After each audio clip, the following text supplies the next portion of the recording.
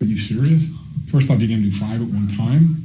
Right. And it's like, okay, yeah, no, okay. No, and no. Yeah. Well, this isn't going to work if we're not going to be able to work together. Right. So, well, just because you say doesn't mean I do. Then just no. There's other doctors. Yeah. I can find one of them. Yeah. And by the way, Kimberly is better than any doctor you're ever going to meet. No, that's the, ever I don't going go to there meet with the GP because I don't want to have that conversation. Yeah. Is Jeff coming in today? No. No. I think he's at a wedding, I heard. Something, yeah. So we're going to have Bose coming in for a couple of hours, and Doc said he's going to come in, but Who knows? who knows? Did you have any follow-up from that lady yesterday or that tenant, any of the things you were looking in on? We were trying to look that company up. You remember that was from, I guess, Wednesday maybe. Which one was the that? lady that bought the $15,000 thing from the company. We were trying to see if they were registered in Colorado.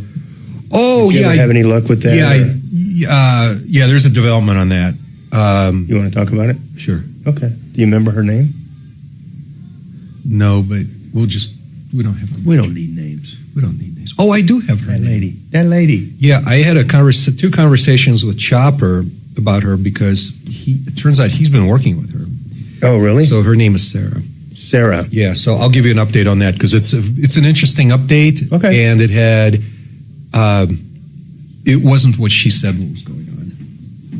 Oh, that never happened. Yeah. That's absurd. Yeah. Who's ever heard of that? Okay, good.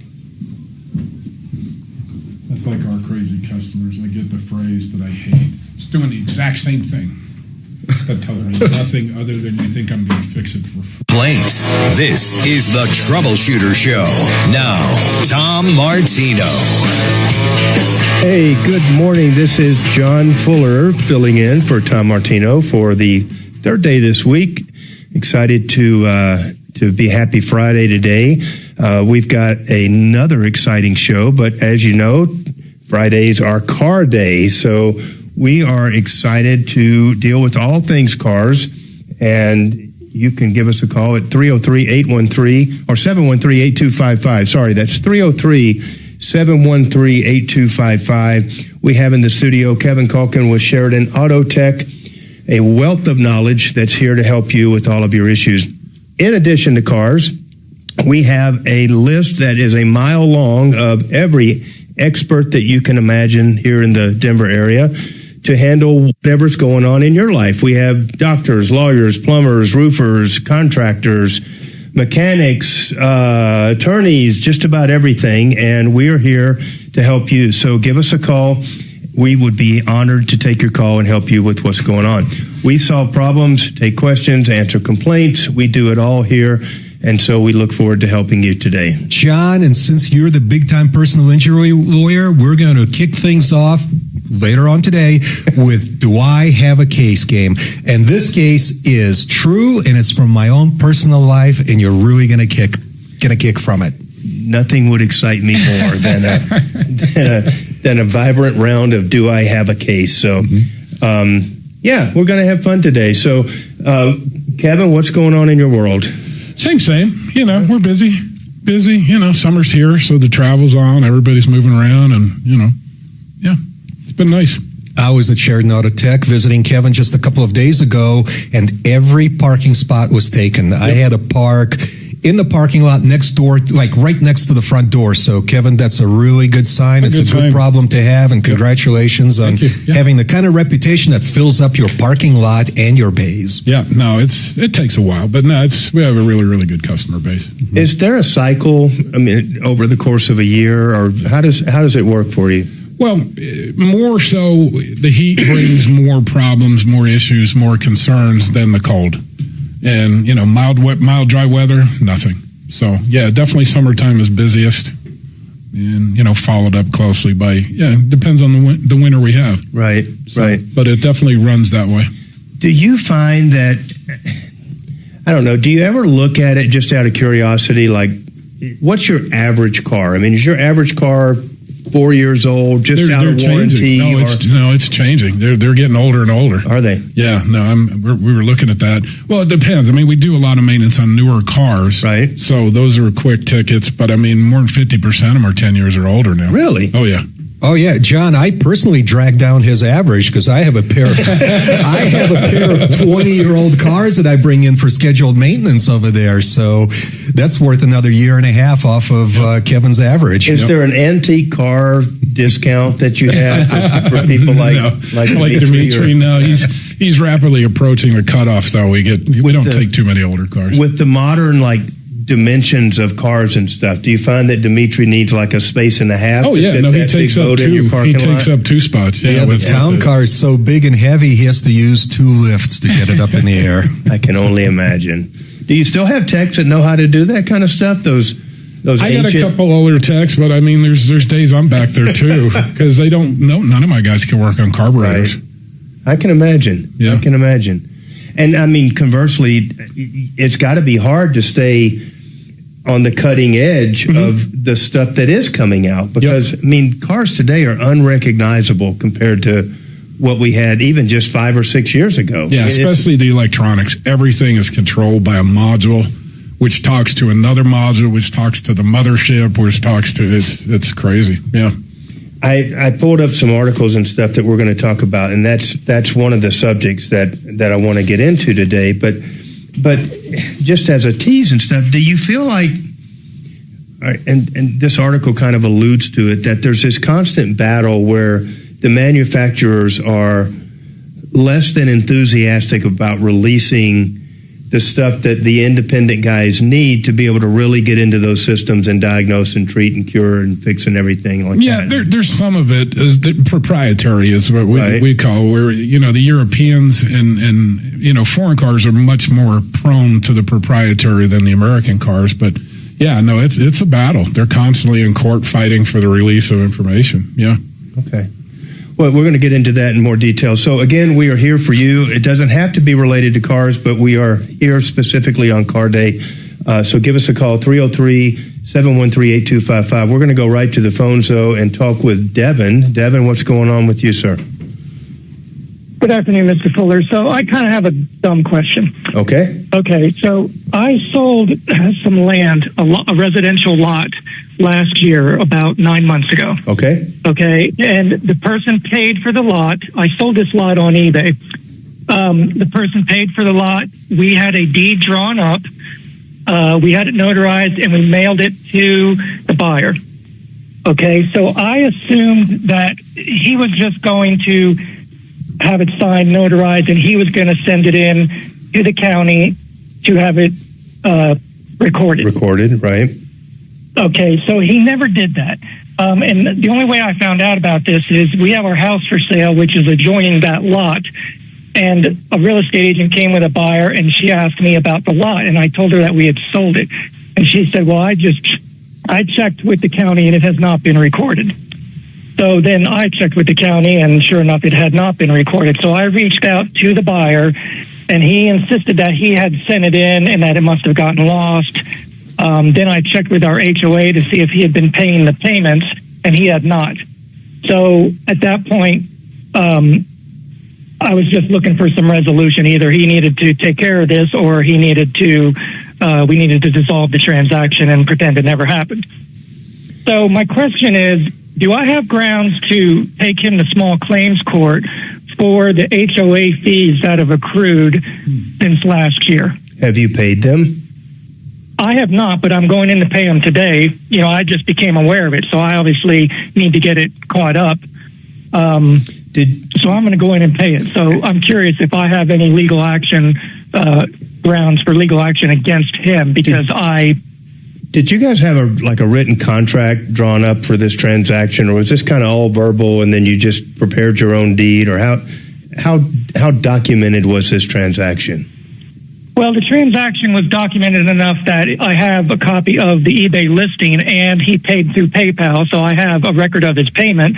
Then we have a friend who's a paralegal. We reached out to her, and she said she asked the attorney that she works for, and he recommended that we just do a general warranty deed and then have it signed and notarized, which is what we did since it was a small amount. So that's how we proceeded. But it sounds like the buyer never recorded that warranty deed with a county, right?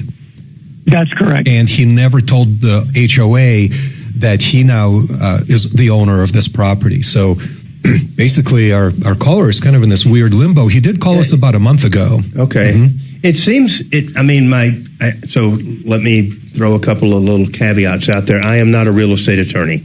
I handle accident cases, and if you get in an accident on the way to paying your HOA fees, I'm the guy to call. But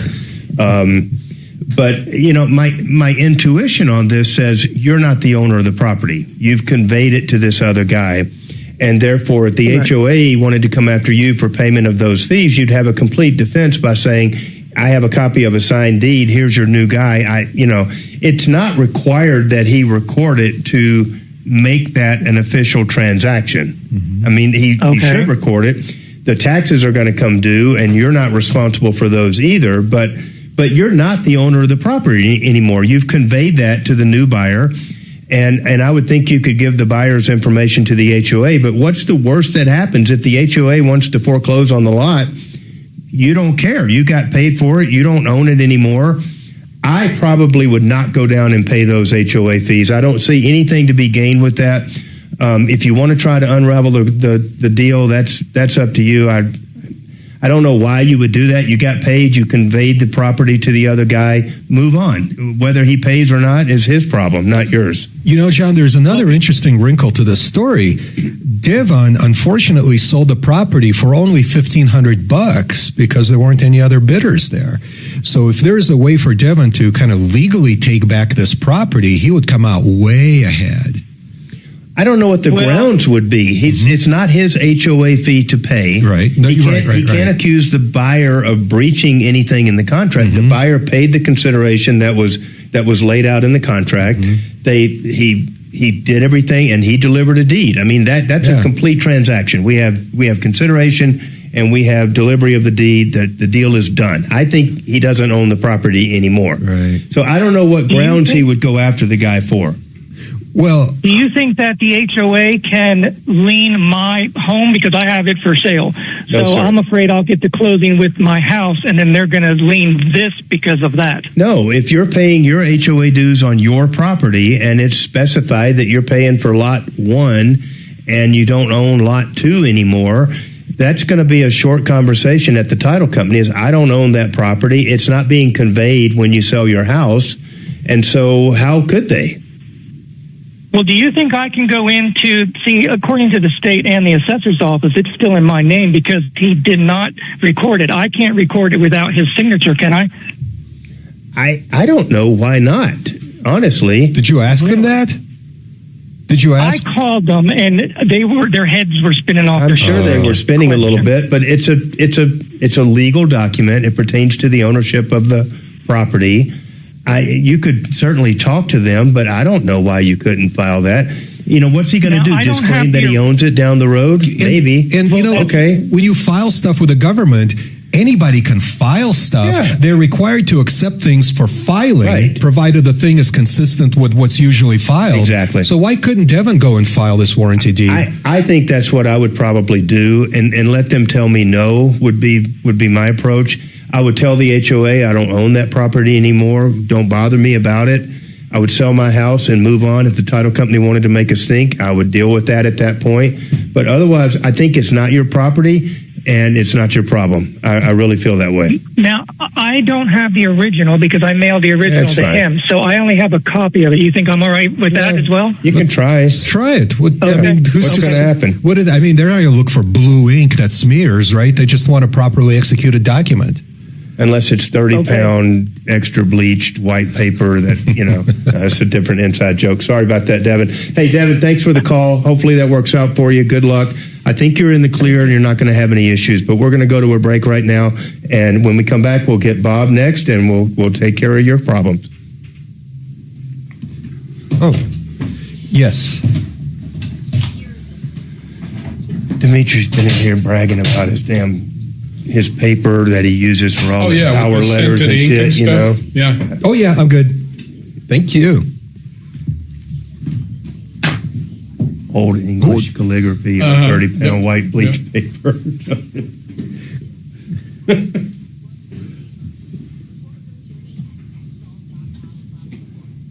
Can you see the call screens on yours? Okay. Fix It 24/7 for all your plumbing, heating, air conditioning, and emergency plumbing needs. I've personally used their service, unfortunately, 3 times on an emergency basis. They had a technician and a van full of tools within an hour or two, no matter what time of day or night I called. The work was perfect, the problems were resolved, and the bill was exactly what they quoted me on the phone. Fix It 24/7, 720-526-3939 or fixmyhome.com. Thank you. Exactly 30 seconds. That SpaceX stock Just is up fabulous. 20% on the first day of trading. Well done. I figured it would be. Yeah. The question is it going to bounce back down to the Thank list you, sir. price? I was talking to Dimitri about that. Yeah. Because on my Schwab account, they asked me if I was interested. Oh, did they? So I was like, send me details, Yeah. And they can't guarantee an issue price. They can't guarantee the number of shares. They can't guarantee. It's just like I'll get it about week 1. How about that? Yeah. So I was like, okay, Yeah. I'll just take my $1,000 and bet on San Antonio then instead of. Yeah. I mean, if you could buy it at the issue price, great. But I don't have enough smack to be able to do that. No. I'd be in the open market buying it at 20% up. Yep. I'd be that guy that's losing his ass on. Kevin, you got the juice at Schwab. Oh, yeah. If they offered you an IPO, Oh, yeah. that's what $40 million does for it. Yeah. No, they just see the lunacy that goes on in my account, so they think I'm a. They're like, this guy's. Call Kevin. This guy's. We can hook this Quick, one. call Kevin. Yeah. We can hook this fish. Hell, I got in on the IPO for MasterCard years ago. Whoa! How did that work out for you? Well, I'm still living in a van in the parking lot, but I mean, Other than that, really well. A little flush for a couple of weeks. It was good. Wow. That must have been like what, in the 80s? I could have sworn. Here we go. Hey Google, when did MasterCard go public? MasterCard went public on May 25th, 2006. Oh, I didn't realize it was I that didn't know it recent. was that recent either. Yeah. 20 years ago. Before I was Interesting. born. Holy crap! I think everybody's got that coulda, shoulda, woulda. Yeah. I had a guy used to call me. He was pushing GPS. The company coming out. Right. I'm just like, what the hell are you going to do with GPS? That doesn't make any sense. And he's like, no, you don't understand. You can track things from around the world. I was like, I don't even track shit. okay. I mean, what are we going to do with that? Nobody's going to want that shit. Nobody- That's yeah, crazy. yeah. People like paper maps. What are you talking about, Internet, schminternet. What the heck? Hey. Yeah. I had a guy try to talk me into a Bitcoin mining thing at home. Ooh. Who knows? I mean, who knows? Who knows? You got what that would much happen? computing power in the van, or? Well, no, it was a little. You get like another desktop and hook it up, and the wife was like, $300. That's stupid. And who knows? Who knows what it would have been? Let's say it's $3,000, so it would have paid for itself. But gosh darn it! What could have been, That pizza deal, where the guy spent 18,000 Bitcoin on pizza Right. to buy 2 pizzas, would be currently worth $750 million. $775 million is 18,000 Bitcoin. Okay. Oops. And both of the guys on either end of that deal talk about it every year, because there's even a day to celebrate when he bought the pizza. Both of them still come out and go, no regrets. I don't have any regrets. I'm fine. Yeah. Yeah, sir, you're hyperventilating. Are you sure you don't have any regrets? I do my best not to look at my account, Oh, you can't. You drive yourself Yeah, crazy. I don't want to look at anything, Yeah, you're not supposed to. That's what Charlie Munger said. When you buy stock, don't open your statement. Just Right. don't ever open your statements. Unless you guys churning the shit out of stuff or something, but yeah. Nah. Every 6 months or so, you got to readjust a few things. Yeah. I don't manage my stuff, but we're kind of spread out just naturally because being self-employed, I don't have any protected accounts, and my wife being big corporate with 6 mergers over the course of her career, she's got shit in all kinds of different accounts and stuff. So it's just to look at us on paper, we're pretty diversified in accounts with the two of us, but it wasn't really a plan that we put together. Here you go, 10 away. There, so.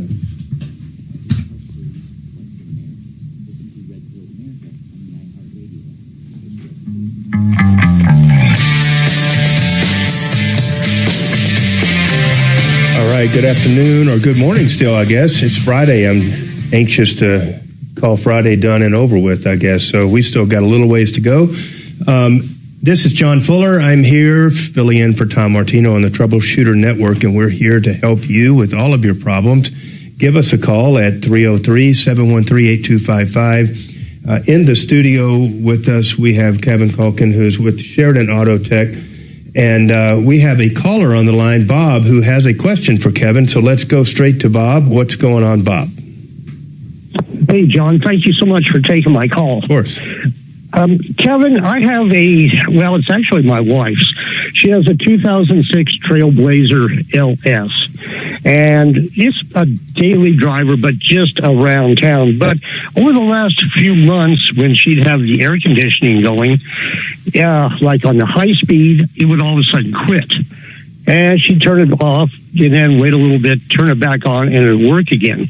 Today, when I went out to go, it's not doing nothing. The fan isn't blowing at all. So I'm looking for a diagnosis and what it's going to take to fix it. Yeah, no, it's not uncommon on those, with age and stuff. The resistor and the fan is usually the issue. If it quits and you change speeds, does that change anything, or it's just all or nothing? Well, today there's nothing. Okay. It has been that all the speeds worked, but it was on high, and it all of a sudden just quit. Sure. And then you turn it off, and but today it's not doing anything, and my wife is not happy when things get hot. Exactly. So it sounds strange, but it's actually my wife's not happy. It's actually better that it's not working at all. It's going to be easier to find. Okay. Do you have any idea of a price on that? And I know right where you're at. I've been to your shop before. Yeah, no, the 30-second phone call is we need a little bit more than that. So, Exactly. I mean, what's involved in diagnosing something like that? What do you have to do in your shop to really root through to the actual cause of a problem like that? We just need to start tracing powers. Okay. The fan's not working, so you work from the fan backwards. You see if there is power at the fan. If there's power at the fan, you check the fan. Gotcha. If there's no power at the fan, you go back through the circuit to see where the power drops. How do you do a diagnosis like that in your shop? Is that just a checkout fee, or typically, we ask for an hour. Okay. Which if it takes 10 minutes, we're not going to charge you the hour, but we want to have approval for an hour in the event that we need it. Yeah, that's fair. If it's a 5-minute diagnosis, we just include that in the replacement of the part. Okay. Yep. And how would Bob make an appointment? Just give Isaiah a call. The 303-455-7242, and he'll get you in there. Okay, perfect. I'll do that. I've got that number for Sheridan Auto Tech in my phone. What's that number again? 303-455-7242. Sheridan Auto Tech, Colfax and Wadsworth, catty corner from Walmart. Thank you guys so much. Appreciate I it, Bob. appreciate you. Thanks, Bob. Good luck with your AC and your wife as well. So that's that kind of leads to what we were talking about before the show today, and it's like, there's so many cars out there with these crazy, complicated computer systems and stuff. It's not just a matter of flipping an analog switch and having the fan come on anymore. Sure. And the misconception that there's this magic scanner that you plug into the magic plug and it spits out the diagnosis for you. Yeah. It just doesn't exist. Yeah. Are there cars that come in that you just can't work on, that you just say, like, we just don't have the capacity to? No, there are some. In fact, we ran into one yesterday on a Q7.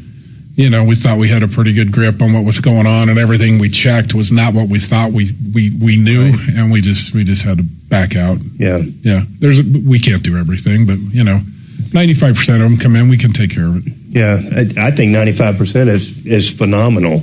Just given all the crazy stuff that's out there. It's all different too. There's not a lot of commonality from one make to another anymore. No, and then there's people that ship cars from overseas that are brands that we don't have anything even remotely close to them here, and then wonder why it's hard when they go need service on the car or something like that. So we have another caller on the line. Andrew, you are on the air, sir. What's going on?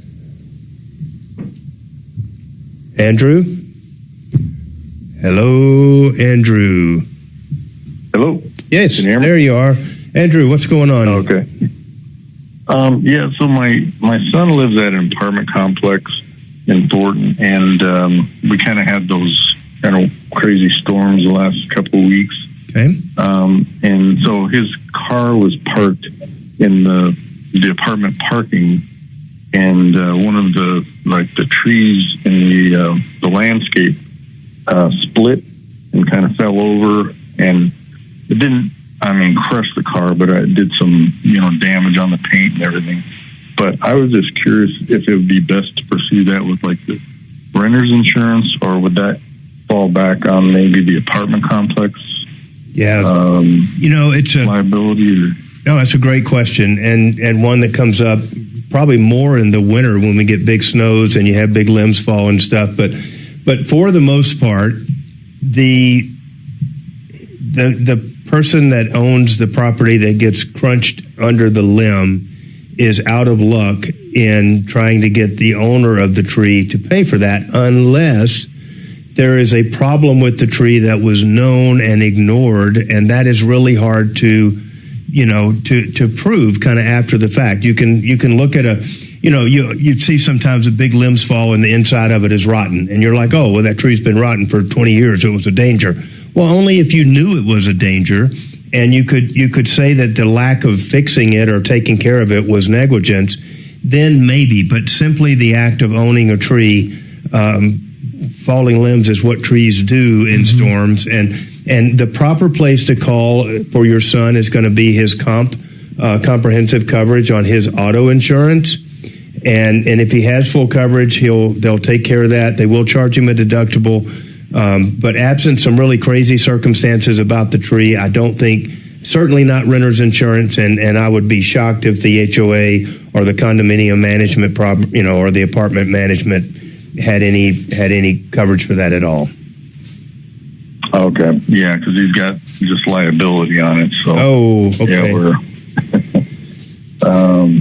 Yeah, okay. Well, yeah, appreciate it. Andrew, has he talked to the apartment management people to see if they're willing to step up and pay for his damages? He was kind of apprehensive that, kind of feeling that they might,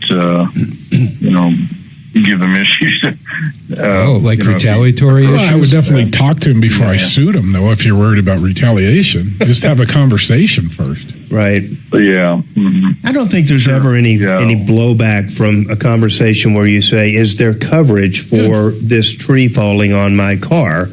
It's not like you're walking in the door saying, I'm calling the attorney if you don't pay me right now, or something along those lines. I mean, it's all in the approach and how you handle something, but I don't think a courteous conversation is going to get your son in trouble there.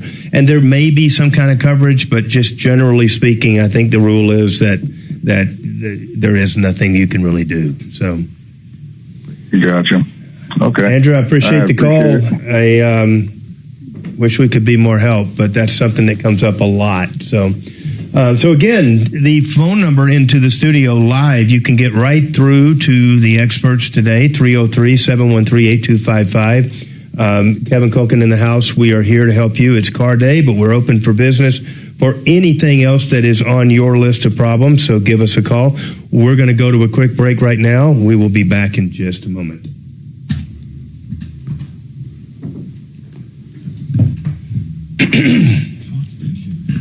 All clear on spots the rest of the hour, D. Oh, cool. Thank you. Stand down, sir. That one was 30 seconds right on the nose. Right on the nipple. The very first one I did was over 60 seconds. For a 30? Yeah. Well, now you're in the whole Thomas Better sphere. that than an 18 or a 12 or something. Right. Where you- Oh, yeah. You know, Like, that's all I got. that's all I got. Tick- I want Phone to. number again, 303. Okay, not 720. It's Yeah. 30, not 970. You remember it was our It's original area code. 303, the one that we had way back then. That's right.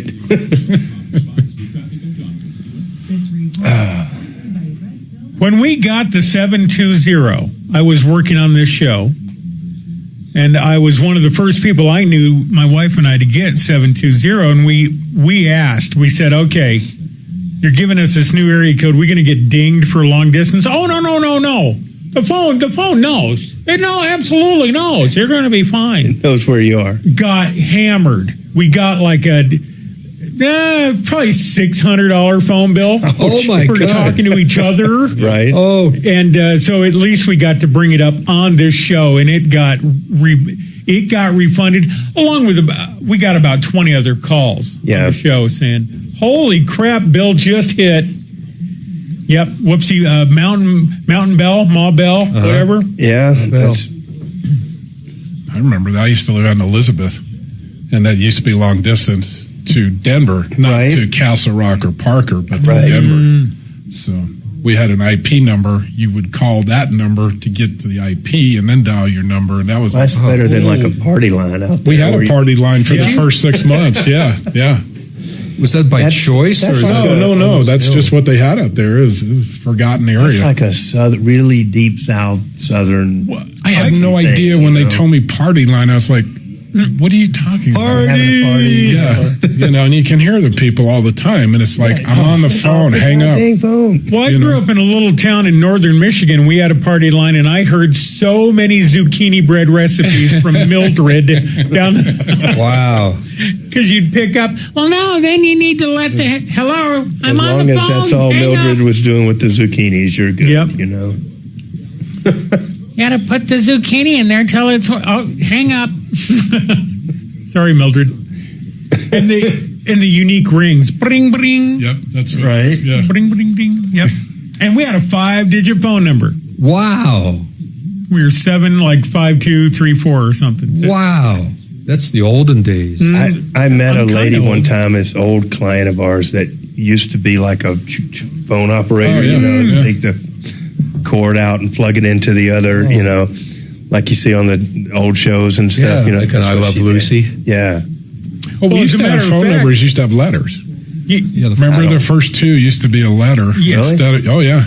That's why the Transylvania 9000 or That's yeah, the yep, example I was Yep. thinking. Yep. the end.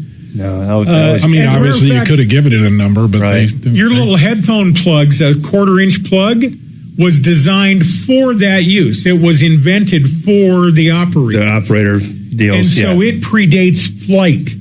The invention of the 1/4-inch tip ring sleeve adapter connector That's predates flight and light bulb and many other things. Well, common use of light bulb. And cell phones. Information that you need to know just walking around, you know. Hey, you know what I heard today? Do you understand why I'm alone?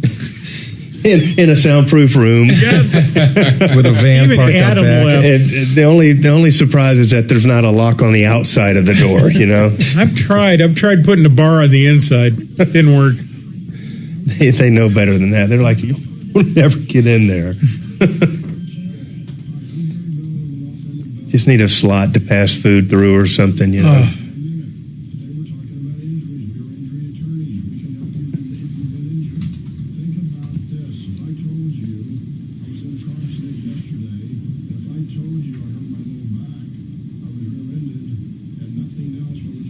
11 people shot, 1 killed in Midland, Texas right now Yeah. going on. The hell is that all about? And they're having a standoff with the gunman.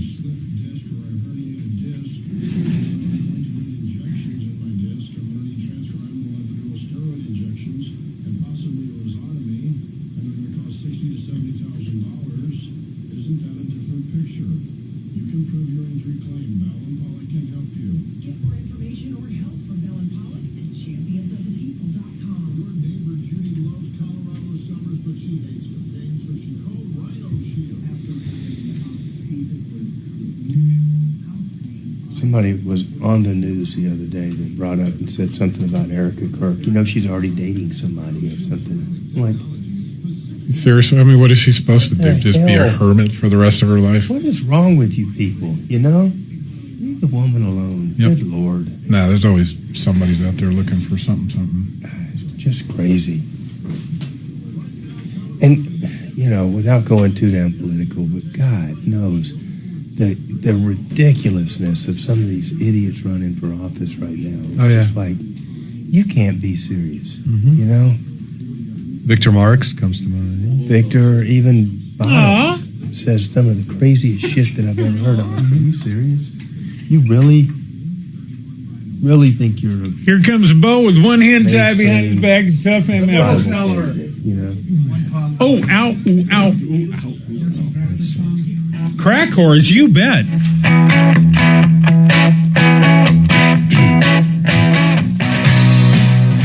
All right. Good morning. John Fuller here on the Troubleshooter Network. We are back live on the air, and we are waiting for your calls. We are here to solve problems, answer questions, take complaints, help you work through just about anything that you've got going on. We've had a couple great calls today already, and we're here for you. So give us a call. Now's a great time to get right through, and we're looking forward to it. So, hey, I wanted to talk, this is kind of a broad issue, but it kind of goes hand in hand. I saw an article this morning that talked about, we talked about the price of parts and all that kind of stuff this morning, and how that really relates to, if you think about it, the incidences where they total a vehicle that sustained damage and stuff. And the point that the article was making was that they're just totaling more cars than ever before. And these are cars that could be fixed, but for the fact that prices have gone up and stuff like that. And so, it kind of dovetails exactly into what's going on in my business as well. And it's like, we've had $25,000 minimal limits in Colorado for as long as I've been practicing. And that makes no sense. That's been the base forever. And I'm not so sure that the insurance companies aren't thrilled about that, because it just caps their liability. And if it was more, they know they'd have to pay out a lot more. But in the 25 years that I've done this, I mean, it used to be that an emergency room visit was, $1,200-$1,500, maybe $2,500 if they, got a couple X-rays or maybe an MRI or something. And now it's nothing really surprising to get an ER bill that's 10, 12, 15, 20. I think the gentleman that was here the other day, Brad, said his wife's ER bill was $75,000. Well, the ambulance ride's $3,000 now instead of $500. And so it's no shock to the system that, it was a policy limits case. Well, yeah, but the services that went into helping that person recover and stuff cost 8 times more than what it did 20 years ago. So, I mean, so what would be an appropriate level of coverage? I mean, if you could just say, all right, we're going to, I know all of us have greater than the minimal limits of coverage, but we all do that so that we can buy enough coverage to protect ourselves and uninsured motorists and stuff like that. But there's still 60-something% of the people out there in Colorado that have either no insurance or the minimal limits. Wait, what percentage? 60, right at 2/3. That's insane. That have either no insurance or the minimal limits of $25,000. 2 out of 3 cars you see on the road. Yep. Look to your left and look to your right. One of those people is going to have no insurance. Wow, that's or terrifying. Minimal limits, Well, it's the same thing. Same thing. If you've only got 25 and a trip to the ER can be $75,000 for somebody that basically is not hurt. That's just ruling out stuff in MRIs and, CAT scans and stuff like that, which the ERs are all too happy to do because, they're going to get paid for them. There is something just inherently wrong with the overall pricing structure and the lack of things like minimal limits and stuff to keep up with it. And so it kind of, that dovetails into this whole affordability thing that all the politicians keep talking about. And it's like, what does affordability mean? How is somebody going to wave the magic wand and make, how far back in time do you have to go to say now that things are affordable? It's talking points. I don't think there's any legitimacy to anybody saying affordability. Yeah. We're going to make healthcare affordable. No, we're not. How? No, we're not. Housing's not going to be going affordable. make healthcare affordable. Elect period. me and housing will be affordable. And they're like, "Oh, we're gonna inspire affordable housing to be built." Well, how many of them? Yep. 2,000 of them. And at whose expense? Yeah. Right. Well, even if the candidate took out their wallet and built 2,000 homes, do you think that would make a measurable dent in the averages? Nope. For your monthly cost of living, your monthly rental, your monthly mortgage, whatever it is, it wouldn't even be noticeable. It wouldn't even make a blip on the surface. It would not move the needle. So what is it going to take to achieve anything? Well, how do we reset the clock? Is it a valuation of the dollar thing? Is it, what is it? Why does it cost, $600 for a brake job now? And they cost $400 five years ago. Right. It's the same brake job, same pad, same car likely, right? Yep. So it's just crazy, and we just kind of blink and this happens without anybody noticing, but here we are. And so the article that I read was just like 7 out of 10 cars that are in accidents are getting totaled. And that has a huge impact downstream with everything else, your parts, your the natural resources, the metal that goes into producing those, the electronics, the repair jobs. Now you've got a lot more new cars that were put into the stream to replace the ones that were taken out because they were made total losses. Yep. So, and John, if I understand you correctly, there were total losses not because the damage is more severe this year. It's because the repair costs are so much higher than they were a few years ago. That's right. So these cars would not have been totaled 5, 10, 7 years ago. Almost certainly not, because the total dollars that it would take to repair them was a lower percentage of the overall value. And now the values... And so values are starting to come down a little bit. You think about all the COVID used cars that were so expensive and stuff. They're starting to normalize and come down. Well, now, but parts and repairs and stuff haven't. So now it's easier than ever for you to achieve, like, say, a 75%, ratio there. Like if the cost to repair is more than 75% of the value, we're going to total it, or 50%, or whatever number you want to use there. It doesn't matter. And a lot of it too is unknown. There's so many systems on a car that they want to err on the side of totaling. Yeah. Because once they get digging into it and spend 20, 25 grand, and then they start finding another 10, 15, 20, they cut it really, really quick. They don't want to take the risk. Exactly. Because they know as soon as you start digging into that car, all bets are off, and you're all the in crash for a pound. avoidance systems, the ADAS systems, all the cameras that are on cars, everything. It gets very, very expensive very quickly. John, what about the availability of parts? Let's say a car gets in an accident, and Kevin, if the part is like 6 months to a year out, would that cause the insurance company to total a vehicle? No, because they cap the rental anyway, so they don't really care about that. Their coverage is what it is. Yeah. Okay. Yeah. Well, it did play a role. Like, do you remember the tsunamis that happened off the coast of Japan, and for months we had difficulty getting parts and stuff. In my business, so I'm a little bit skewed because the only people I represent are victims, the people that were not at fault for the accident.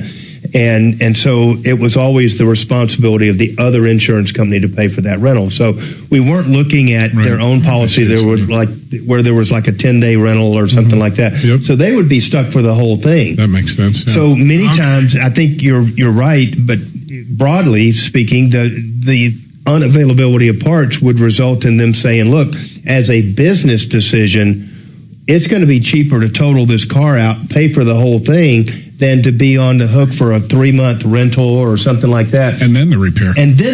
That we still don't know about once Kevin starts digging in or something. Just crazy. We're going to go on another break here real quick. When we come back, we're going to talk more about this. And we are here for you, so give us a call. 713-8255 is the number, and we'll be right back. How you doing? Good. About yourself, Bo? Good. So SpaceX stock is up and Tesla's going down. Go figure. There's a Kashi thing or Kalshi or whatever. What's the betting site? Is it Kalshi or something like that? Kalshi, I think. Yeah. They were showing on CNBC this morning early, like that there's betting odds on how quickly Tesla will merge with SpaceX. Wow. And that there's like a 56% odds that it'll be scary accuracy on by like July of next year that those two will be merged. Well, who owns SpaceX? Musk. Elon Musk for about another hour. For another hour? Well, they had their IPO today. SpaceX? Yep. Oh. Yeah. And it's like a $1.7 trillion or something capitalization. He's now the first trillionaire in the world. Right. Nice. Do you think it'd be a good deal to get in on SpaceX? Not this moment. Didn't one of them blow up a couple of weeks ago? I don't know. Some rocket. Not one of his. Oh, Bezos' rocket blew up. Yeah. Oh, Bezos. Blue Origin or something like that, is it called? Blue Origin. Not blue ball blew up. Okay, I get the time crap, but you're Looks acting. like you're losing weight since the last time I saw you. No, I'm gaining everything. Losing my mind, but not my weight. I'm good. Kevin, good. Can't complain. I'm a lever on one. My kids are having a little pool party, so I need to go supervise it. How old are your kids? 18, 20, 24, but they're bringing young kids over. So I just want to make sure, since it's at my house. What kind of insurance does he need for that? How'd you end up with 18-year-olds? Actually, she's 20. I adopted them. Okay. Yeah, when I was. Did you say adopt or abduct? Which one has less paperwork? They all live at home, man. I can't get That's a really good question. Yeah. Shannon asked if you adopt or abduct. Which one is less paperwork? I feel like abducting now. Right? There's literally no paperwork though. You just go up and grab and with the adoption. So Kevin, you get, like, during the break, the lady this Barbara Cincinnati. Picking up your DoorDash. She wants to call not in. DoorDash, We but talked last when week you about want her to pick up at a extended restaurant, warranty. you go and You were gonna look look for at your name on the bag. Bam. arbitration clause. I hate when restaurants don't do that when they just leave the food out there with the order on the receipt, no name or anything. Have you had that happen? He emailed something to me today, Bo. No, because I am that Forwarded generation to- that has to. That'd be good. I call still want to standing bring there. her up because I Sort want of. to find out if the company has I a mean, registered agent. I'll order how we can take some kind of legal action. 4 minutes out Because she from a went ahead and place paid for like 15 Sonic. grand to get the engine fixed. Adam, is that What? car warps or car wraps? Oh, yep. Sorry. This is the one, Kevin, about the carbon. They denied it. No, I know which one it is, but I don't Come in for our latest sandwich warps. There's no Right. The hell is that? What? That's why I wanted to see if there was one. I kind of I glanced think my at lower it. intestine can take that. Pages. Yeah. Do you want me to look it up? What's that? Do you want me to look at it? Yeah. Bo, did you want to do an update on this person or? I'm going to have her call in once I get one from her. I'm going to have her. I'm going to have her call into the show. Okay. We just happen to have an opening. Not 2 years. You know? Well, Bo's at least got two. What? Right. That's one of my favorite horrible jokes. A woman is interviewing a guy for a job, and she says, "Well, I have 3 openings," and he says, "Yeah, I know." When's your next live? Next hour, so I don't have any more this hour. Oh, good for you. That's what Shannon said. Oh. What? How may I Bo help was you? just asking when I'm doing the next live, and I said not this hour. Well, don't tell him anyway. Surprise him, because he'll plan on interrupting if I know him at all. Well, let me just add to that. Fix it. No. Let's see. I could see how, like, he could be Scott in a Dr. Evil skit. Zip it. Zip it. Zip. Shh. I have a whole bag of shh with your name on it over here. Great bit. God dang. That looks like the World Cup finally outpriced themselves. They got half-empty stadiums. Well, yeah, Did the contract come through? yeah, I'm reading. you hear it what now. those basketball tickets were going for? That's just ridiculous. But I thought the economy was falling apart. With tickets? The World Cup? Not in my world. I don't know. No, that's it's pure nonsense. I mean, the celebrity thing, and But it's like the Super Bowl. You know, it was in Vegas. A suite was over $1 million. Yeah. I don't know what's worse, the fact that they're paying it or the fact that people actually have that much. But I think it was wall-to-wall. Which one is? That's what I don't get. Like, hey, you know, I'm going to have her call in about 15 minutes.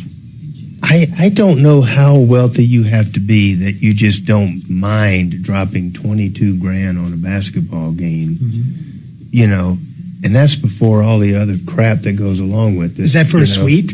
No. Don't tell me that's for a ticket. No, that was the cheap seats. The games that are going on now? Yeah, the one not this last one, the one before in New York, the prices went just insane. I mean, I get that they haven't been there in 50 some odd years, but good Lord. Yeah, but that buzz wears off pretty quick, doesn't it? Like for me, $25,000 better last a little longer. About 30 seconds after you click purchase on the tickets, and you're like, "Here you guys go." You can imagine some auction site. You're like, yeah. Hey, good afternoon. We are back live in the studio at the Troubleshooter Network. Tom Martino is out today. This is John Fuller filling in for Tom. And joining us in the studio now is the great and wonderful Mr. Deputy Bo. How you doing, Bo? I'm doing good. I'm ready to take on some cases. All right. Well, we've got some lined up here. We're going to go right to the phones here. Edward, you have a car or a question on car wraps. What's going on with you? Just kind of wondering if they're actually worth it. Because I know they can be a little bit pricey, and sometimes they don't last as long as everyone says they do. So, what are you trying to accomplish by wrapping your car there, Edward? I know like the Teslas are not really great for the paint jobs, and I hear a lot of people just kind of wrap them or put like a protective wrapping on it, and that's pretty much the concise of it. Are you wrapping your car just for the looks of it, or are you wrapping it to promote a business, or what are you trying to do? For aesthetics, looks. Just for looks. So like a clear wrap, or are you adding a design or a color? Yeah, what do you have in mind? Tell us about it. I haven't decided yet, but I would say either clear or possibly like a color. Okay. Yeah, well, they're not permanent. You know, they do wear out and they do deteriorate over time, but, you know. Yeah, and then, you know, especially here in Colorado, the sun is really intense on them. So, I mean, I think if I were thinking seriously about that, it would only be at, you know, after knowing that I had a place to park it that was out of the sun and, you know, I could kind of protect it because they're not cheap. And if you just leave them out in the sun for, you know, a season or two, I think they would be. Like everything else, it's going to fade. Yeah. Like any other sign, anything you put outside in the sun, Right. it's going to fade. Are you trying to wrap a Tesla or what car? I'm about to be in the market for one, so that's For a what I'm Tesla? kind of like thinking about having that protective. Yeah, correct. Okay. Yeah, I mean, I think you see some pretty cool ones out there, but I don't know that you know, I think it really depends on your use. The people that get the best out of the wraps are those that have a business or something that they're promoting that they can, you know, probably write it off. And Well, they do protect against chips and stuff, though. do they? Yeah, because you don't have to get a complete wrap. You can get a partial wrap of the nose or different things to protect, you know, prone spots. Kevin, when it comes to unwrapping that vehicle, does it just peel off like a sticky note? You heat it a little bit, but yeah, So it's still a professional job to take it off, I right? think so, yes. Yeah, and any idea what that costs? They vary tremendously. Okay. You really got to look around. Yeah. What kind of wrap are you thinking? Are you just different color than Tesla offers or something super customized like those metallic wraps I see downtown?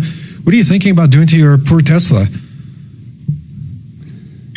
I was thinking of like that chameleon thing where it's like green in one angle and purple in the Those are other. pretty cool. I kind of like that. Those are pretty cool. Pretty awesome. Those are cool. They do look awesome. Hey, we'll be right back. We got to go to a hard break.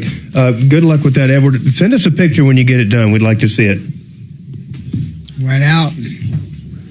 Why don't you get a wrap on your car there, D? On my beloved town car? Yeah. Yeah, put your company name on it. Get some more recycling. No. Recycling Tax customers. deductions. Yeah, but Yeah, write it off. His signature sent. No, he's not. He's not listening. That's flashy good. enough to drive. Low profile. Bet you do. Curb feelers on there and stuff. Curb feeler. Like Simpmobile. I haven't seen spinners in forever. What are they called? Spinners? Spinners where the hubcap spins up when you They stop at the red light and they keep spinning and stuff, you know. Yeah, you're right. I haven't seen those. I thought that was skinny women. Yeah, and those little wires for what did they call them? Curb spinners? Sorry, I thought that was small skinny women. What's I haven't that? seen Sorry. those in Spinners. 50 years. A spinner? Yeah. Small skinny women. Exactly. Sorry, my fault. Not to be inappropriate. No, of course not. Curb feelers. But you know, Dimitri would be able to promote his signature scent and paper. Yeah, you know. Mark today, huh? Is his paper scented or just his ink? But it is signature. Signature. Oh no, the paper isn't scented. It's like this. See, it's a 32 pound. I bet you kind of missed it before you send it out, don't you? Give it a squirt. It pains me to mail those envelopes. I'm going to miss these 2 pages. No, not Sealed mist, with a kiss. Like SST. He meant MIST. Oh, with my signature. Yes, Exactly. yes. I was like, like the gal from Legally Blonde. That is a What do you hell think of my resume? right. Smells good. Of everyone in there, I think that Dimitri would seal an envelope with a wax stamp. With my signature ink. I could see it. absolutely. Yeah. You could totally see that, you know. Yeah, you need to get involved, Dimitri. Have you ever sealed an envelope with your family's crest and a wax stamp? Like a signet ring? Uh-huh. Oh, right. That's my next improvement in I'd love to know your family's motto in Latin. in correspondence. Well, apparently him and Joel Cherdak are like blood brothers now. They've got the same maternal grandmother or something. You know? Related. Maybe they'd enjoyed the same South Korean. Oh, geez. Easy. Well, what? Go ahead. Hang on. Umbilical blood. There we go. Go ahead. I'm going to let you finish that one out. Just you have the floor. Umbilical fluid. What was he calling it yesterday? There's some sort of like jelly. Remember he said that? Murray's jelly or something like that. Murray's jelly. Well, the whole thing was funny because Doc was not wanting to be in that conversation at all. Oh, so gross. Yeah, where's the Doc? I thought he was here. He thought he was here. Doc's like, why do they even know that they're selling their cords and stuff? And it's like, oh, geez, here we go. Well, because it's a guy that's handled 1,000. He just didn't think of it. You know? Well, yeah, he's kicking himself. I could have sold it for what? God damn it. You think they would have noticed me carrying a cooler out every day? You know, Let's bring him a lunch. Put a hazard sign on it so nobody, Going to the nobody game. opens it.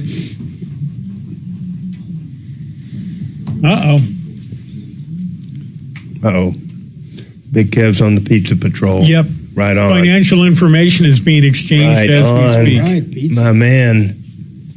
So, D, should I have Barbara Cineros call in? Yeah, Study. do it. D, should I have Barbara call in about this contract? Yeah, I read it. Okay. Do it. All right, let me text to check.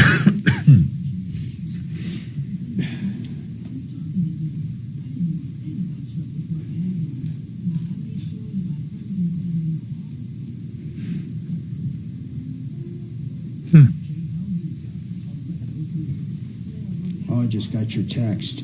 Callers in Florida. Okay, just got that. I'd like to pick up that lot for $1,500 no matter what it is.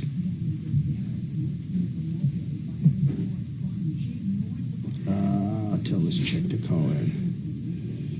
I'll go outside and do it in the other studio.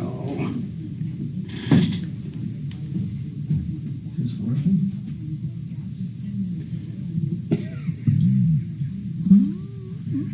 Yes. That'll piss him off. That should do it.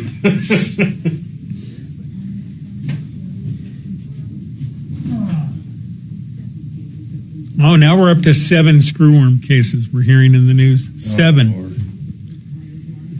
Steaks are going to be $43 for a hanger steak or something. Ugh.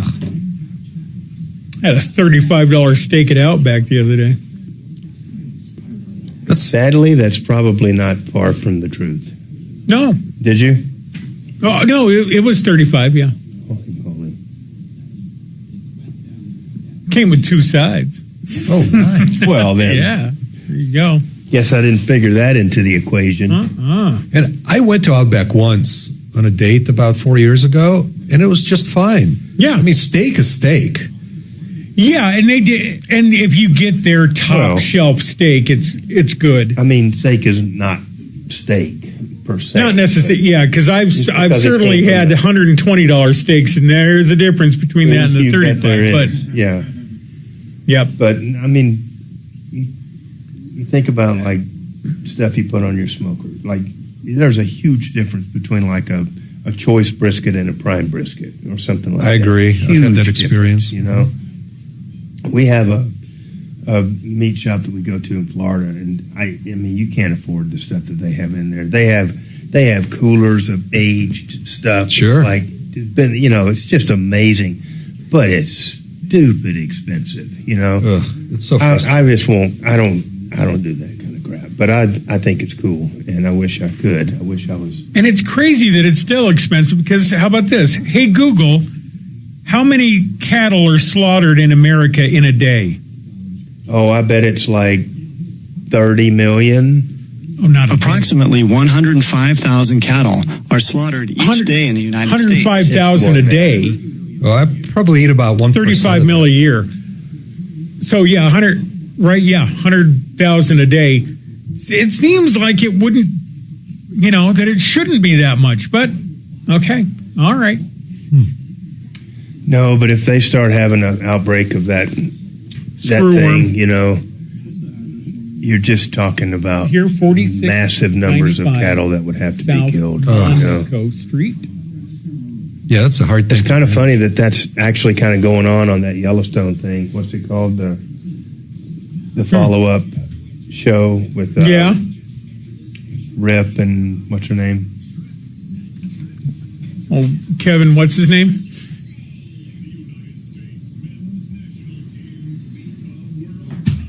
All right, hang on here. Here we go.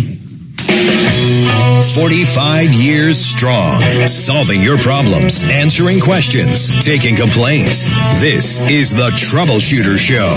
Now, Tom Martino. Hey, good afternoon. This is John Fuller filling in for Tom Martino on the Troubleshooter Network, and I'm live in studio. Today we have our elite cadre of deputies, Deputy D and Deputy Bo, that are here in the house. And of course we have Kevin Culkin with Sheridan Auto Tech, who's here because it is car day, and that means we are here with in-house talent and expertise to help you with all car related questions, as well as anything else that you've got going on in your life. If you've been scammed, if you've been ripped off, if you've been lied to, cheated, you name it, we're here. We've got an entire list of professionals here in the community that are standing by to help you with all things that are going on. And so give us a call. The number here is 713-8255. That is area code 303-713-8255. Dimitri. Yeah, John. So yesterday we discussed having a new game here when you were in the studio, which is called "Do I Have a Case?" Yes, we did. Because a lot of us don't know big time personal injury attorneys like you. So here's an example. Here's an example from my own personal life that's going to blow you away. Approximately 18 years ago, I was in a gas station explosion. Okay, it's exactly what I said it was going to be. Over there on where Colfax meets I-70.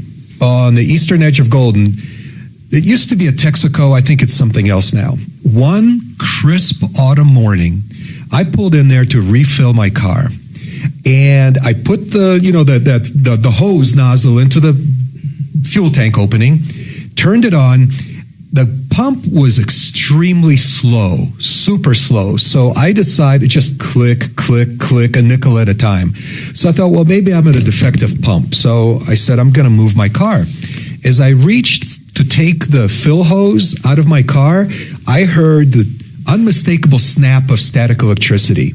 Now, this was a windless morning. The air was perfectly still. So whatever gas went into my tank displaced fuel vapor, and the static discharge made it explode because it was hanging out kind of in this ball between me and the car. I got thrown to the other side of the pump into the next fuel station. And as I stood up, I saw that there was flame coming out of my gas tank. And what that was vapor being even more displaced out of my gas tank, and it was on fire, and it had impinged on the fuel pump itself, and now the plastic was melting and smoking and turning black. So I hit that red mushroom stop button on one of the posts, and it didn't work. The pump kept putting fuel in my car. I ran inside. There were two ladies working at the gas station, and their involvement in this was limited to simply standing, staring out of the window with their mouths agape. So I asked them to turn off the pump and call 911, which they did. Fire department got there 20 minutes later, but that's a whole different story. Now, I wasn't badly injured. I looked like I got a sunburn. I no longer needed a haircut. I was going to say, how was your hair? I got a free trim out of it, and I lost about 2/3 of my eyebrows. Okay. But I was lucky that I was wearing sunglasses, so it didn't damage my eyes.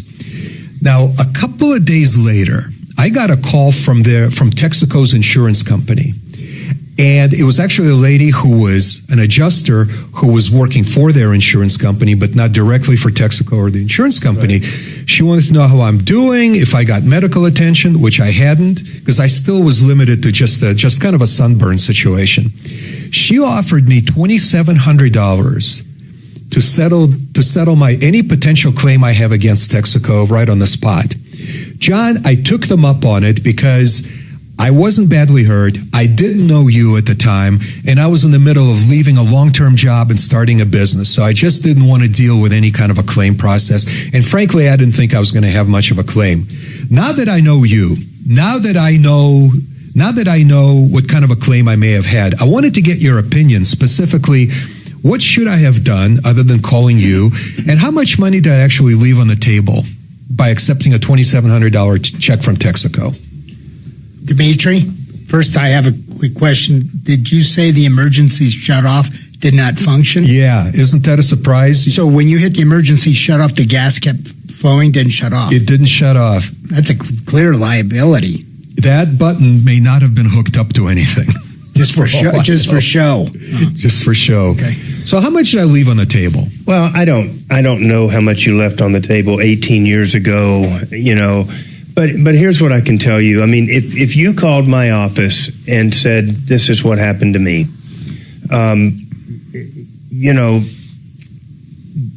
first I would be concerned about what level of damages you had and whether it required any follow-up treatment and stuff. And it doesn't sound like you had any real treatment or no follow-up, no ER. I just kind of walked it off. I didn't want to deal with it. And I felt tough guyed it out and stuff, Yeah.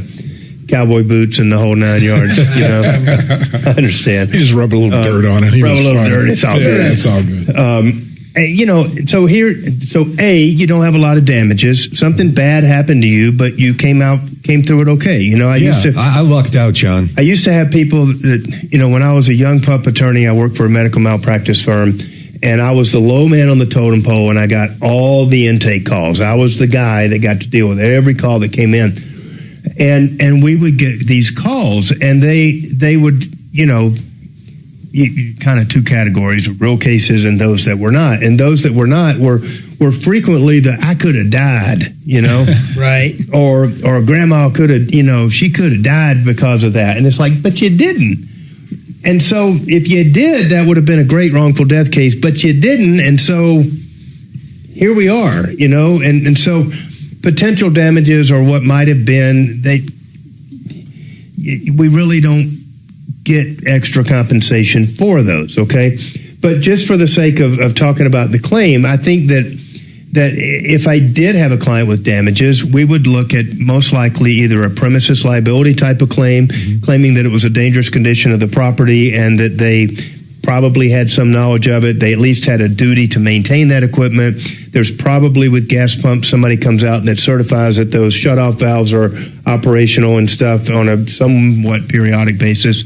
And something messed up in that process. Somebody was supposed to keep it up to date and didn't, or, maybe there was some negligence in just turning it off, or who knows? I mean, you never know until you get into it. But the gist of a premises liability case is that there was, we have a landowner and they're responsible for the dangerous conditions that they knew of or should have known of, okay? The should have known of is the magical language from a premises standpoint, because as we Monday morning quarterback this thing, we can go, well, you should have had an operational shut-off valve. You should have had spark arresters. You should have had static, a device to help discharge the static electricity. There should have been a lot of stuff there that would have prevented this from ever happening, and they didn't. And so because of that, they would be liable for your damages. So the fact that they called you up and tried to get rid of this thing early on is to their credit, because most places would just deny it until the cows came home and somebody like me shows up. They could not possibly deny this, John. I counted 18 police cars from 4 jurisdictions. They shut down Colfax. They shut down the off-ramp from I-70. Were you getting in and out of your car while you were pumping gas? Yes. And I was wearing a synthetic fleece. And based upon the research I did on this, the gas pump industry has a term for somebody like me. Yep.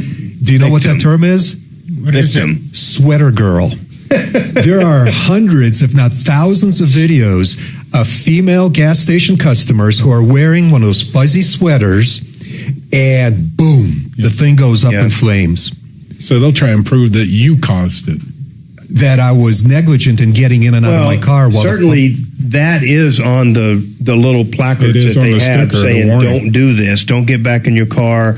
It talks about filling gas cans and discharging, sparks and all that stuff. So, I mean, and that's exactly the kind of stuff that comes into our cases, because there's always, comparative negligence. It looks back at the actions of the victim, the sweater girl, or whatever, we're going to refer to you as in this. But the victim, they're always going to point to the victim and say that there was something the victim did or shouldn't have done or whatever that would have either eliminated this from happening or would have minimized the injuries.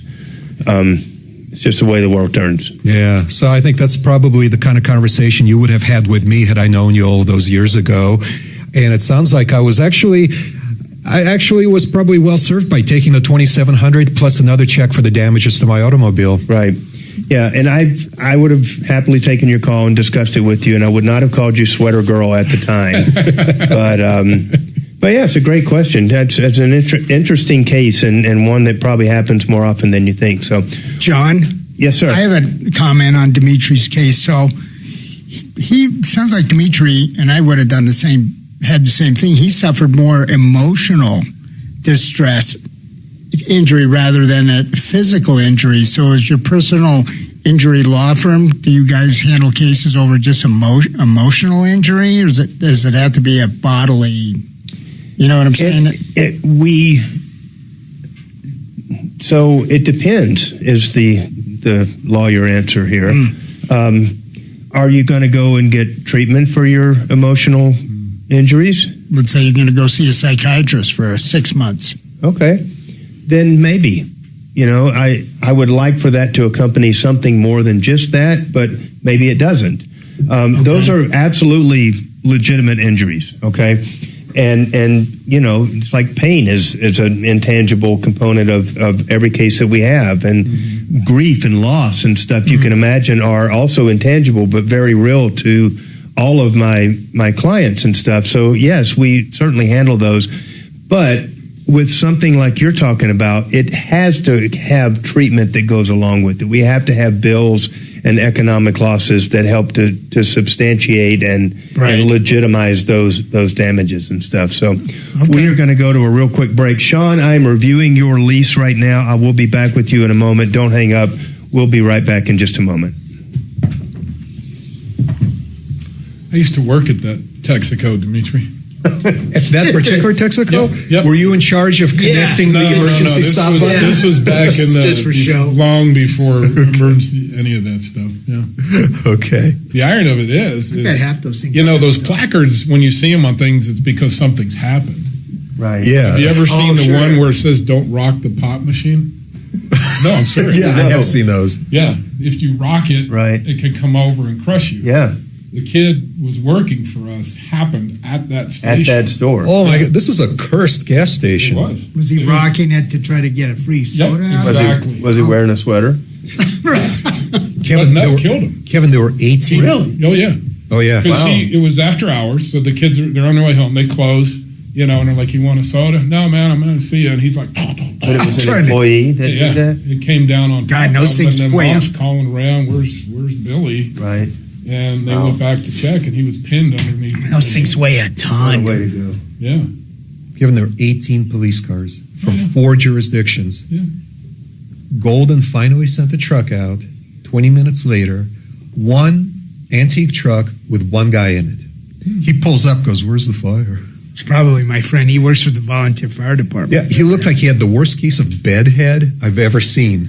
It was all like smooshed over Didn't to he the look like a side. Greek? I believe that's what you remember from the fire is the hairstyle of the guy. Well, who put because it out. the guy looked like he just rolled out of bed, jumped into an antique truck from a museum. Might It have had been those my roommate. fenders. It had those. It was like Mayberry RFD. They had the big round fenders in the front, and it literally had that single red dome Oh, wow. with I the think they slowly have rotating light They bulb. have a volunteer. I think that's a volunteer department there. My friend worked it right there at I-70 in Colfax and at Pleasantville neighborhood. I don't know it was where in they. Texaco, and then it turned into a shell. Yeah, it's a shell now. I still stop by there once in a while. So did when your nozzle touched the fuel, It touched the neck of the Thank you, car. Dimitri. That's where Uh-huh. the spark jumped. the neck Somebody of the calling you? filler? Yes, John? So Interesting. read this lease real quick. Take a real quick gander. Do you want me at to it. come over there? Or No, you mail can it? do it here. Okay.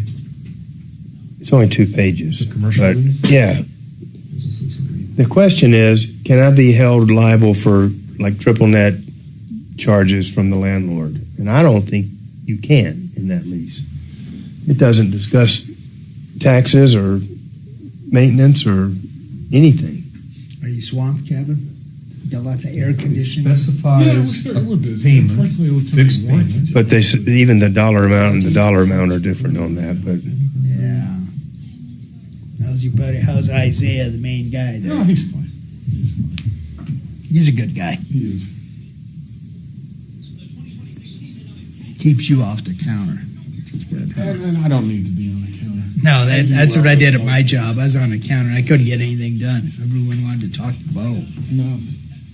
That and I get a little short with Dude. answers sometimes.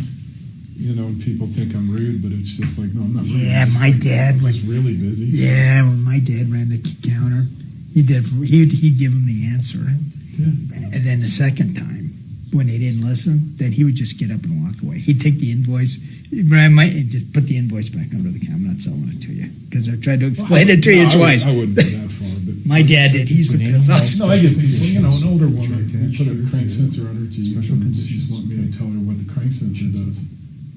And I'm like, no. She said, what? I said, no. I got 3 calls holding right now, and that's what the car needed. Tell her to look it up on Google. That's about, Yeah, tell her to look it up. That's what everybody does now. Specifies the monthly rate, security damage, chloride.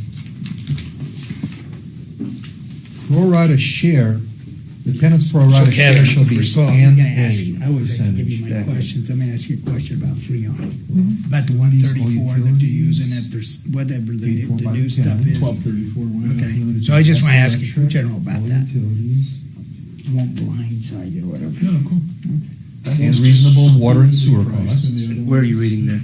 That's in the special attachments. It's probably more, electricity, gas, and reasonable sewer somewhere over here. Right. I lost track. And I haven't finished reading it. I'm looking for like real estate taxes, insurance, common area maintenance. So personal property taxes, that would be on equipment of the tenant, though. Yeah, that's it. Landlord shall pay all property taxes. Yeah. That's insane. Landlord You're shall supposed to be carry safe and good for the environment. insurance. And now you got to be careful. Torching them on. I mean, I don't see anywhere that they get to pass that shit along to the tenant. But it's in the new free. Yeah, no, I haven't All finished. utilities shall be paid for by the tenant. Marc Mager needed it.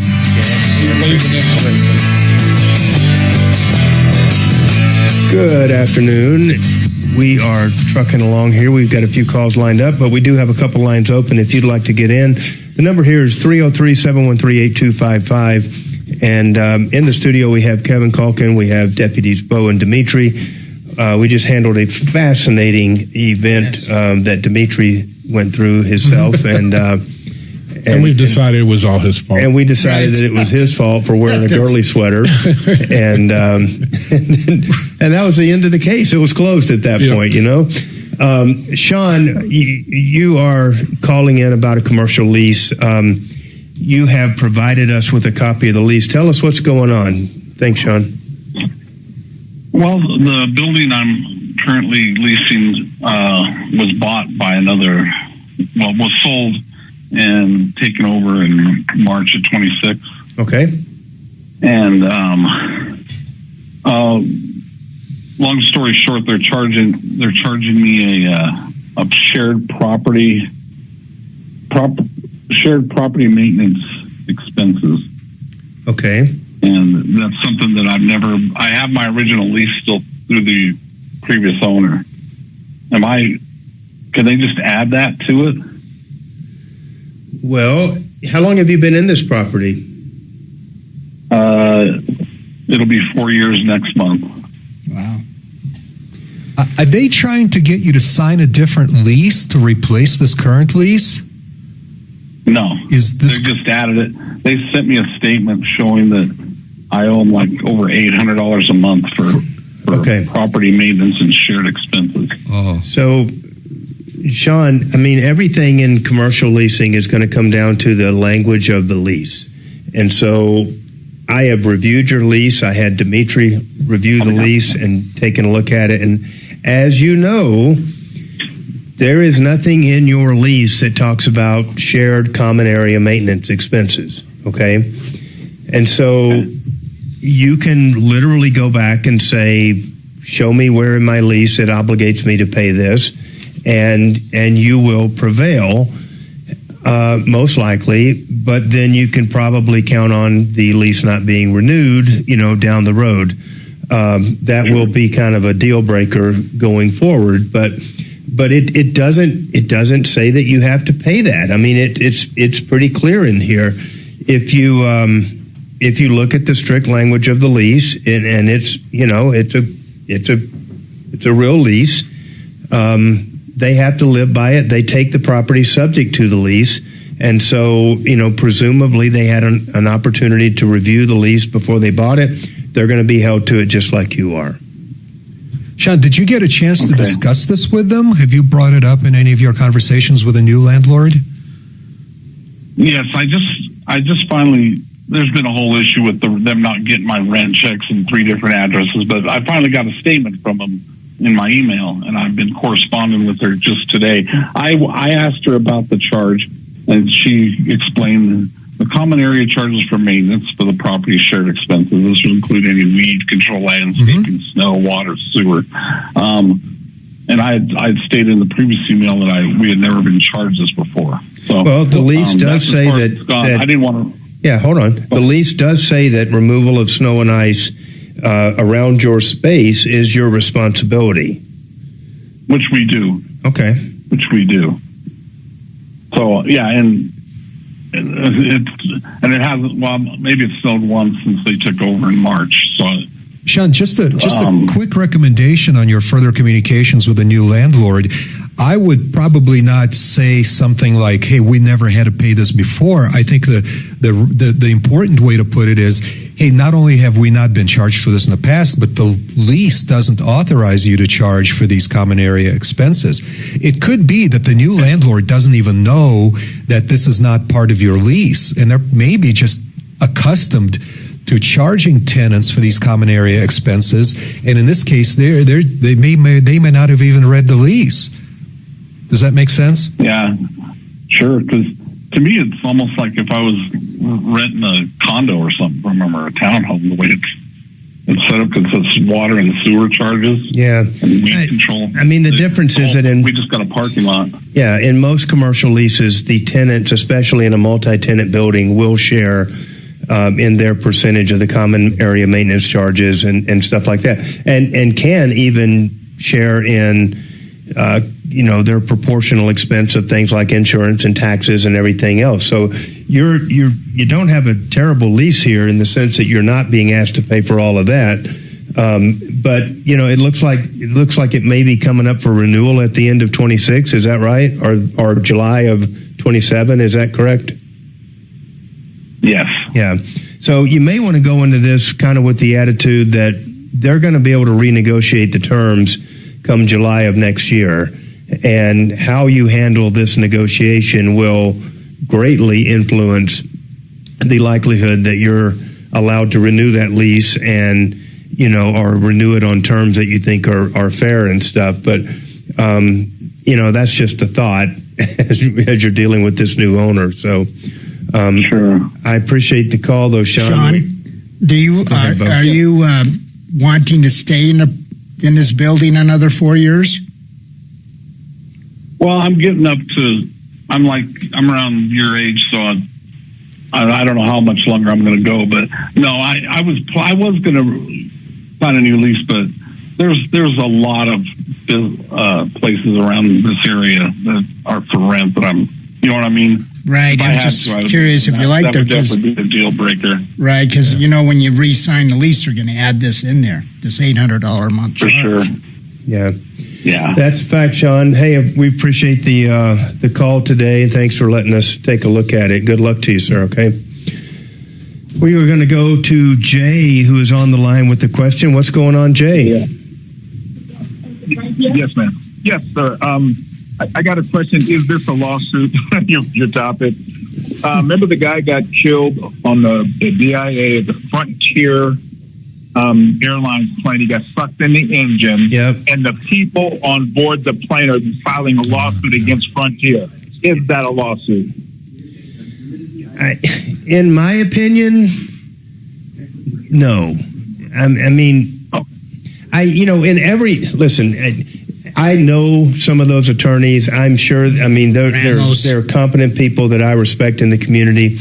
I'm not gonna diss their opinions, and I haven't looked at it in any greater detail than probably you have watching it on the news. Okay, but with that being said, as I sit here and think about it, there's got to be some degree of foreseeability on stuff like that, and maybe if you start looking at DIA and saying that the ability to get onto the runway is a flaw in the perimeter security of DIA, it becomes a DIA issue and not really a Frontier Airline issue to me.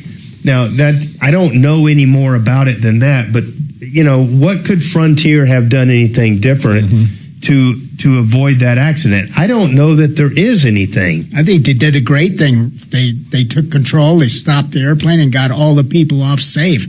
Frontier did a great job. They should have they should get praised for the actions if they did. steered off the runway trying to avoid the guy and it rolled over and blew up and a bunch of people died, that'd be different. That would be a very different situation. But shutting it down under those circumstances, I think, is exactly what the protocols dictate for those pilots to do. I think they did an admirable job. Any criticism, I think, would fall on DIA. And then the problem that you run into with DIA is that they're a governmental entity, and you've got governmental immunity to work through as well. And the presumption of governmental immunity is that there is no liability unless they tell you there is liability, and that's way less complex than it really is. But the presumption is that you can't sue the government, and unless it's a specific enumerated exception to that rule. So I don't know. We'll all have to sit back and wait and see how those suits work out. But it's I saw the same thing you did, and who knows? But hey, thanks for the call, Jay. We appreciate it. We are going to go to a break right now. We'll be right back to take your calls.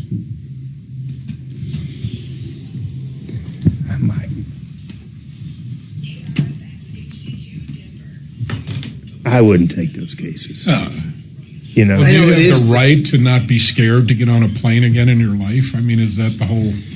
I'm more scared of some of the idiots sitting next to me on the plane than I am the guy running across the runway. Well, most people just thought it was a bump. They didn't even witness it. Probably only two people saw the guy get sucked in. I don't think it's the sight of him getting sucked in. I think it's the rapid deceleration. And I mean, a few people did get hurt. Yeah. I heard a couple people wound up in the hospital, but they probably didn't have their seatbelts on or whatever. So I don't think those will be just easy lawsuits. And DIA has signs all over the damn perimeter of the airport. No trespass. Well, let me tell you, where that guy came over, it's out in the middle of freaking nowhere. And it's darker than Egypt out there. But the problem they have is that they have motion sensors all along that perimeter, but it keeps getting set off by the goddamn deer out there. Oh.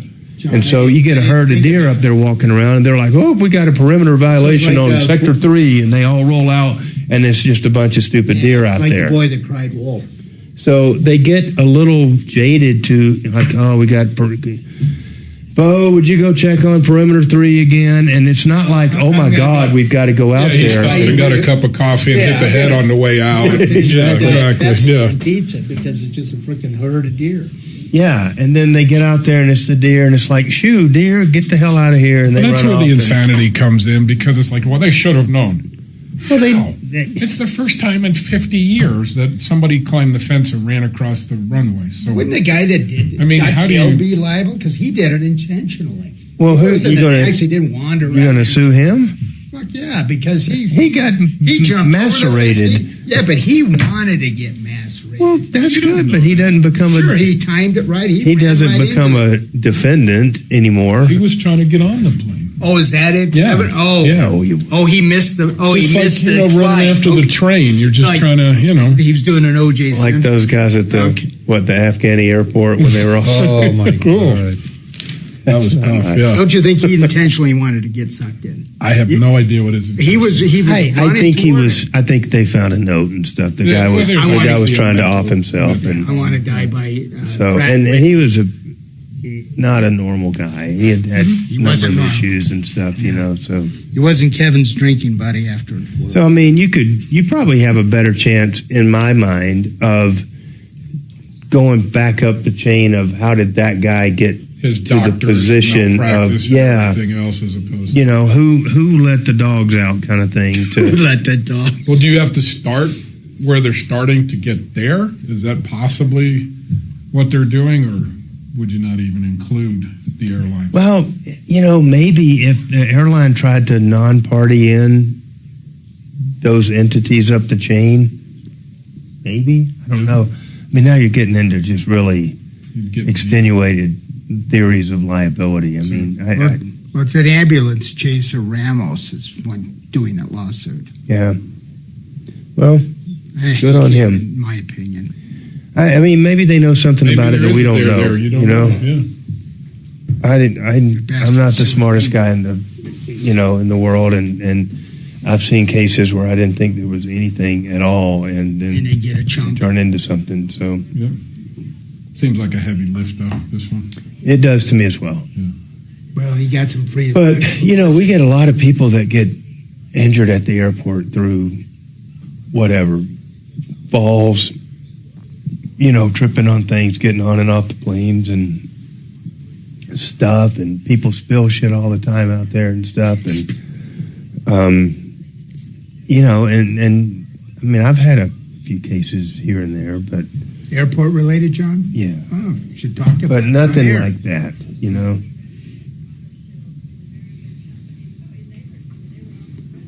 I'll grab a water. You want something, Kevin? I'm good. Water? I'm good. Want something, Dee? Oh, no, thank you. It's very nice of you to offer. I'm going to grab a water, John. You want one? I have some, but thank you. You got your tank. Yep, I do. I'm getting static electricity on it.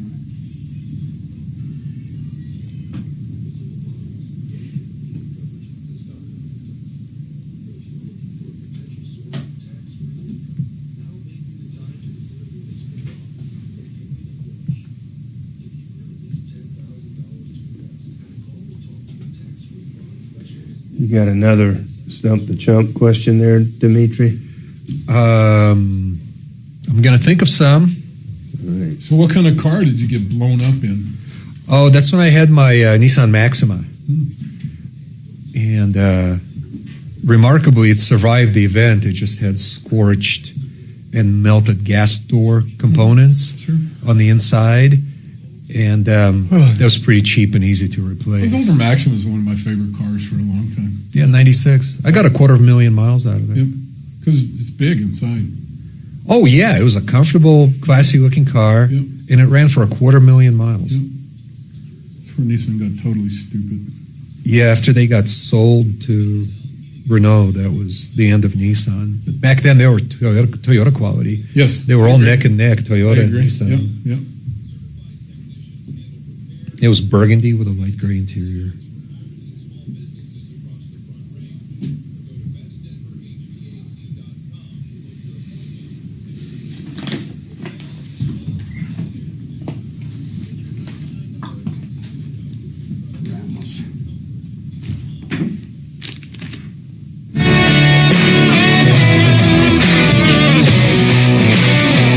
All right. Good morning still. Still morning, right? Yep, still morning. Good morning. This is John Fuller sitting in for Tom Martino on the Troubleshooter Show.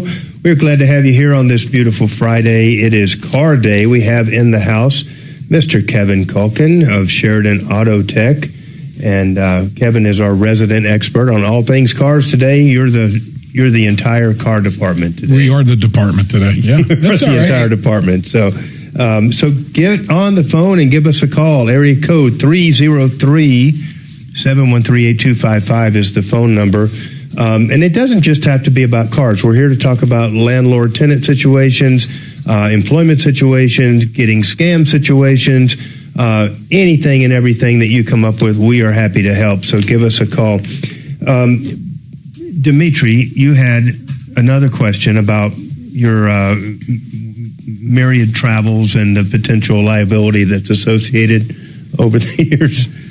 Oh, you mean as it relates to your line of work and my insurance coverage? Exactly. You know, John, so one of the things that's always been in the back of my mind, and I've been meaning to ask you about this, I have what I consider an enormous amount of liability insurance, both through my auto policies, but it's further amplified by a couple $1 million with my umbrella policy that I bought from Compass Insurance. So what I'm wondering about is John, God forbid, if I'm in an accident where I'm at fault. Now, there are two halves to this, to my concern. If I'm at fault and someone does get legitimately injured, I want that person to get the biggest possible check from my insurance company that the insurance company can afford to write. Okay? But I'm also concerned about further liability, personal liability, in case the damages that are, let's say it goes to trial, and if it goes to trial, and if the damages are awarded that in excess of my umbrella policy, I'm personally on the hook for that, right? So here's what my question boils down to. Because I have so much liability insurance, does that make me kind of a really juicy target for attorneys in your line of work, more so than I would be if I had, I don't know, let's say $250,000 in liability? Does that kind of make sense? I'm wondering if I'm more likely to be sued more aggressively just because I have so much liability on my insurance to recover.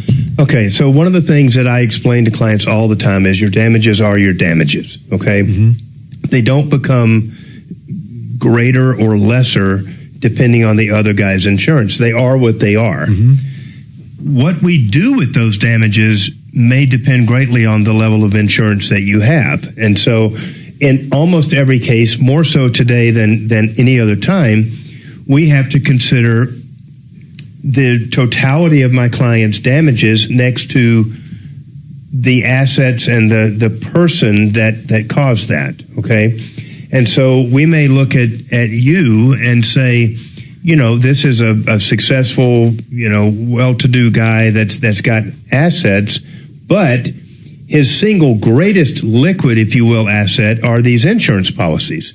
And so the value of the insurance policy may be far greater than the value of, say, your business, because your business is not one that I could come take and run profitably or do anything with it. I'm not rushing, It's not, it's You're not experienced in the garbage not industry. experienced in the garbage business. You don't have the East Coast associates. I don't that have can the rely accent and the nice pen and the 30-pound paper. I mean, I don't have anything that's going to be key to success. So the reality is your assets, though they may be valuable to you, don't always translate into a juicier target than the insurance coverage that you have. And so to kind of further complicate and muddy up the water, every personal injury attorney and every plaintiff that's sitting here looking at insurance versus assets will have to consider the likelihood of getting a verdict that exceeds all of the available coverage.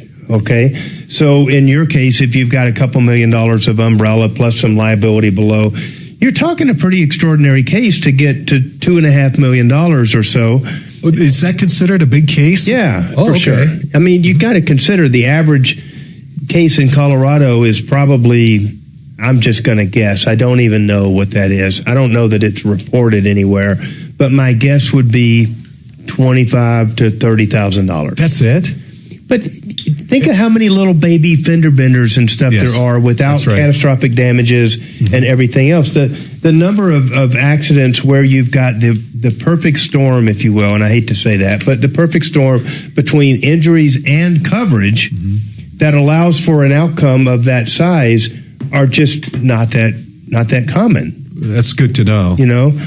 So, if God forbid you cause an accident, yes, it's you are a greater target because you have more coverage, but there's still just one basket of damages. Okay. When we get back from the break, I'm going to talk a little bit more about kind of how that works and the likelihood of getting both a judgment that would cause personal liability over and above what your insurance coverage is. So we'll delve into that as soon as we get back. So. Very good.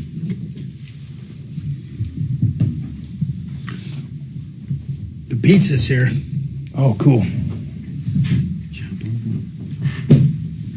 I could buy pizza. Did you get the pizza? Yep. Thank you, Uncle Kevin Calkin, Sheridan Auto Tech.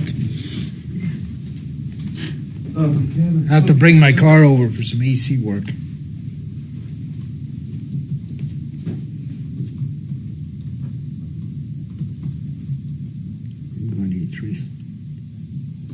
Diet.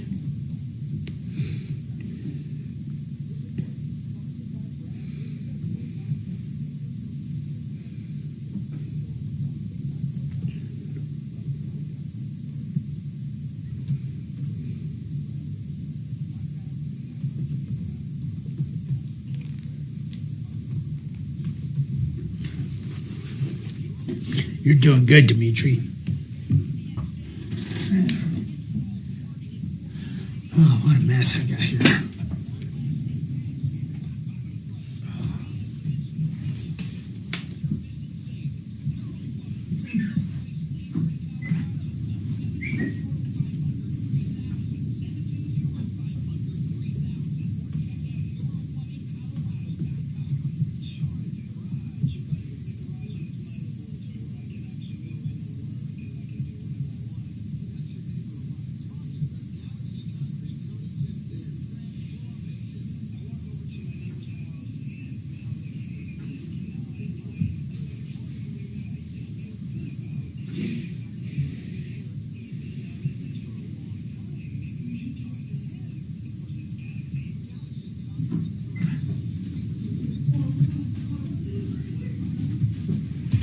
Oh, that looks so good. That's Jersey Girl. That's that one. I don't know what's in the other box. I didn't even look.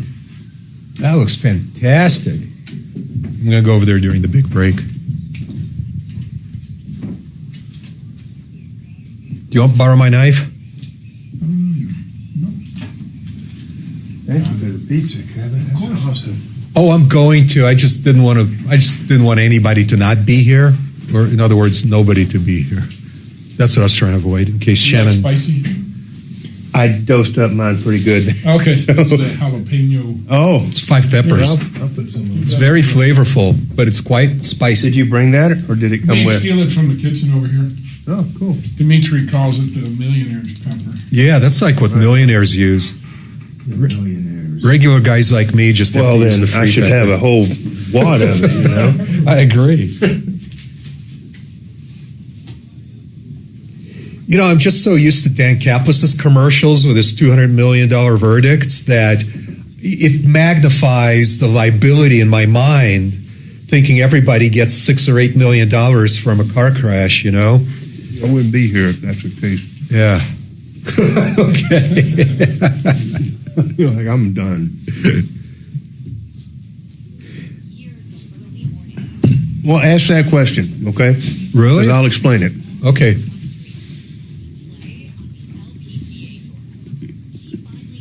Just because you get a judgment for something doesn't mean you ever actually collect it, you know? Mm-hmm.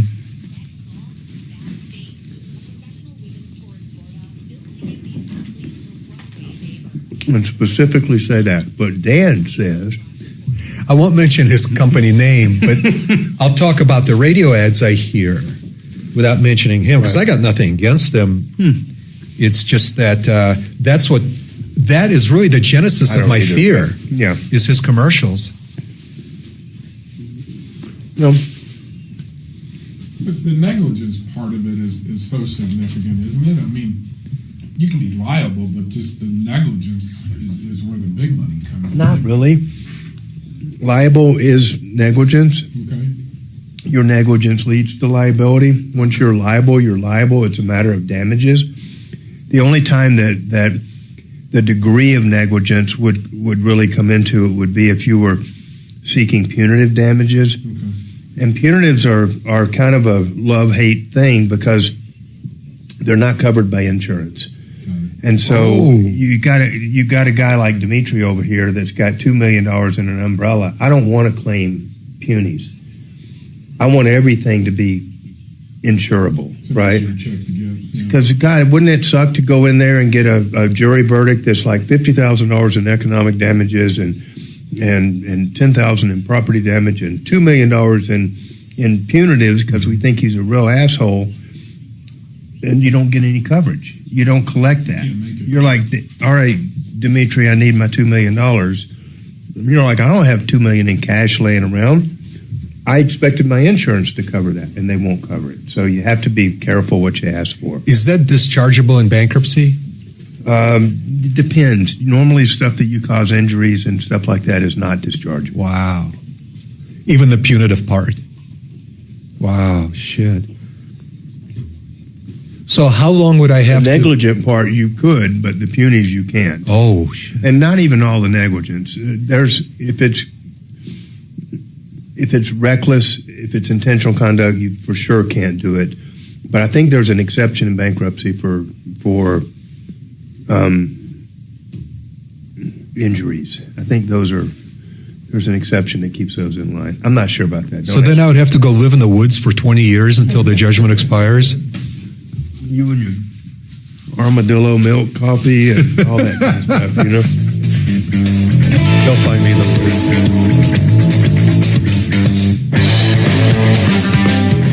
All right, good afternoon. We are not even afternoon yet. It's still good morning. We have one more segment to go in the morning session here. So it is still Good Morning Friday Car Day at the Troubleshooter Network. John Fuller here. I'm a personal injury attorney. I've been doing it for 25 years, and I still get stumped sometimes with questions, but I love the do I have a case kind of stuff. It's just an interesting thing. So if you have a hypothetical that you're dealing with or something you've always wondered about and you want to call in with that, we'd be happy to take that call. The number here is 303-713-8255. Getting back to Dimitri's hypothetical that he threw out there, his own negligence led to an accident, and we're kind of debating what to do, and I'm the lawyer debating whether Dimitri's personal assets are more attractive than his insurance proceeds and how that really works. And so here's the deal. If I had a case where my damages were greater than your level of coverage, okay, and this scenario is true whether I'm talking to somebody that only has $25,000 or the minimal limits in Colorado, or I'm talking to you in this multi-million-dollar environment that you have. It's the same analysis, okay? I'm trying to figure out whether there's any likelihood, if the defendant is appropriately insured, okay? So if you have $10 billion in assets and you've only got $25,000 of coverage, you're not appropriately insured. And I'm going to want to go after you individually. And the fact that you have insurance is just, almost irrelevant. We're going to get that insurance, but I'm not going to sign a release. I'm not going to give anybody a get off the hook, from liability. We're going after your assets directly. And so for all the listeners out there, and we've had listeners that have never renewed their insurance in 100 years, and they call up and it's like, my house is worth $2 million and I've got $25,000 in coverage, and my agent never told me to change it and stuff. And it's like, you are a target. Mm-hmm. You really are a target. You've got significant assets and no coverage in insurance. Okay. But back to your scenario, if I'm looking at it and I conclude that you're appropriately insured, I have to really ask a question. If I'm willing to take your limits and to give you and the insurance company a complete release, we might do a timed limits demand to the insurance company and say to them, pay us all of your money now, and we'll give you a complete release. We feel like our damages are greater than the limits, but if you give them to us right now and you don't make us go through the hassle of suing Dimitri and going through all of that, we will accept your limits and give you a complete release. And John, doesn't it follow then that if I become aware of a letter like that, I should write my own letter to my insurance company saying, pay the guy. People. I don't want to go to trial. Well, I'm insured. We do you a favor and send you one of those letters as well. So you're going to know that I sent it to your insurance company, and you're going to know why, and you're going to probably, your next call will be to your insurance company going, y'all better pay these people. And that's exactly what we want to happen. We want the insurance company to go, this is not worth screwing around here, because, this guy paid for a premium. He paid for coverage to be there in the event that something happened. Something did happen. He needs our coverage now that he bought and paid for. It's time for us to step up and pay. Unfortunately, sometimes they don't, and they put their interest ahead of yours, and they decide, we're not going to pay Fuller's office $2 million here. We'll make him an offer of $1 million, and good luck, okay? At that moment, your insurance company has decided that their money is more important than the promise that they made to you to cover you in the event that something happened, okay? And so if we then said, no, we're serious, we're going to file the litigation, we go to trial, and we get a verdict for $5 million, okay? Your insurance coverage is still there. They're going to pay the $2 million, but you personally are now on the hook for the additional $3 million of damages. Okay? That's what scares me, and that's why I should, in this hypothetical, demand that my insurance company settle the case and get me this release. You're absolutely right. However, consider this before we go to the break. I would argue, and the law says, that you have a case against your own insurance company for putting their interest ahead of yours when they had an opportunity to settle that within your policy limits that you bought and paid for. Don't you feel kind of let down, stabbed in the back, screwed over? Pick your poison here. Yes, your insurance company, that is the quintessential bad faith that we always hear about. Wow. They have committed bad faith against you. And so in many cases, what happens in the real world is if I make that policy limits demand and the insurance company fails to pay that demand and I later receive a verdict for greater than your limits, the insurance company is going to be on the hook for the entire amount of the judgment. Could I then hire you to represent me against my insurance company? Yeah. That's awesome. Yeah, and in fact, in many cases, the aggrieved defendant will almost join up with and come up with an arrangement where they escape some personal liability in exchange for signing over their bad faith case. So as a practical matter, usually when an insurance company does not pay the limits on a limits request and a verdict is received that's greater than those limits, the insurance company is on the hook for the entire thing. Wow, what a twist. Yeah. John, nobody knows about this. I agree, but it is what it is. So the moral of the story is like you said, A, have a lot of insurance, okay? B, don't get in an accident. C, if you do get in an accident and the damages that you caused are greater than your coverage, if ever there's an opportunity for your insurance company to get you off the hook and to get you a complete release that relieves any now, later, future liability for the limits of your policy, absolutely get on the phone and make your insurance company do that. We'll be right back. That's great. After the break. I did not know That is a twist. I wouldn't have thought that. No, you should do it in writing on 32 pound, 100 brightness paper. They'll know. I mean, John, I had no idea. What a fascinating twist. Mm-hmm. And then, would you be able to represent the insured against whom you just got this huge verdict? In his case, against the insurance company? Not really, but you'll sign over your right to go after the insurance company. Oh, so you wouldn't even need me except as a witness. Right. You kind of team up with me. God, effectively. Freaking awesome. And then could I make money on that? We could. You're gonna be real happy to get off the hook for that $3 million that I'm coming to knock on your door about. Good, but I don't mind getting a third of everything else you recover under the bad faith claim. What a greedy asshole, right? No, just practical. Also known as. That may be a conflict of interest, you think? You've never seen a conflict of interest.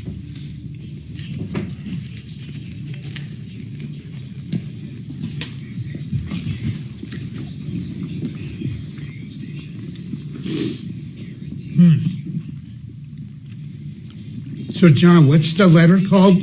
A demand letter to pay out the policy? Yeah, for policy limits. Yeah, policy limits demand. Give me all the money.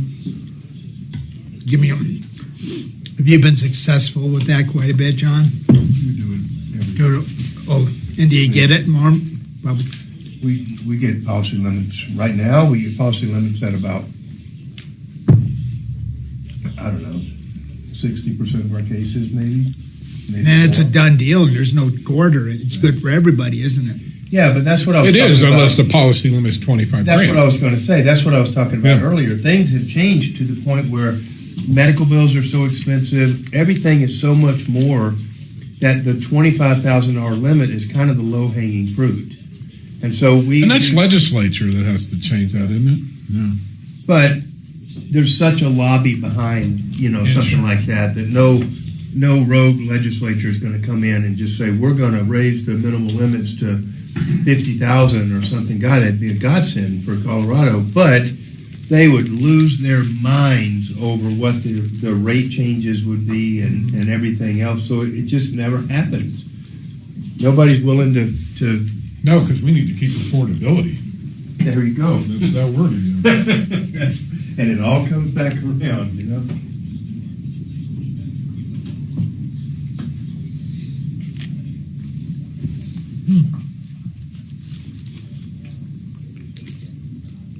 Thanks again, Kevin.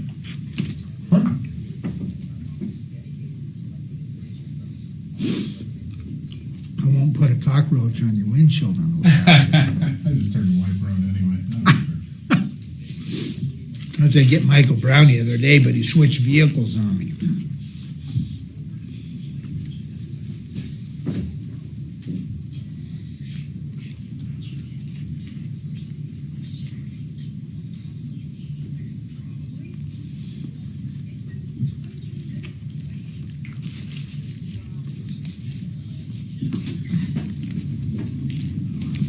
I think this is the best pizza so far. Pretty good. Good Lord. What's the other one? Did you look? Sausage and peppers. With green peppers. Was it the Bubba's that you guys been ordering? Yeah, no. This is from Pudge.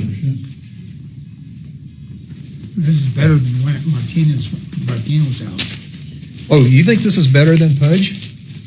This is? What are you talking about? No, I like this better than Anthony's? Yeah, this is better than Anthony's. No, it was something 33. Anthony's the other weekend, by me. It was good. It was still good? It was good because Kevin at least received it. Yeah. I think it was isolated to that one that he ordered it from, the problems. Because they closed one, didn't they? The one we used to use here in Tommy's were the same. Yeah, but they had the pizza. They delivered. They didn't. Well, I think the driver they stopped using their own drivers and they started with the. Oh, Kevin, you're right. Use a third-party driver.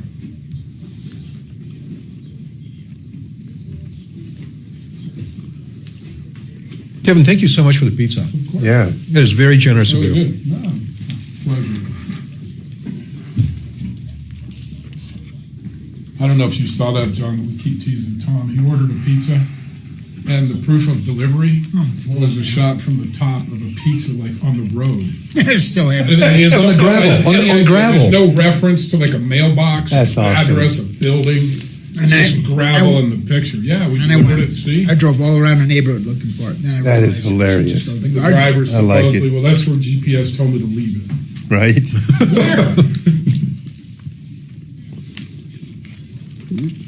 That's what sucks about that pre-tip thing on your, your delivery systems. Well, you're tempted because you don't want problems, so it's Right. like I should tip, because if I don't tip, Did I not tip enough? Yeah. Did I tip, Or they'll take a bite and put it back in the box. Yeah, or do something worse than that. Or, We don't even want to know. Don't even want to know. yeah.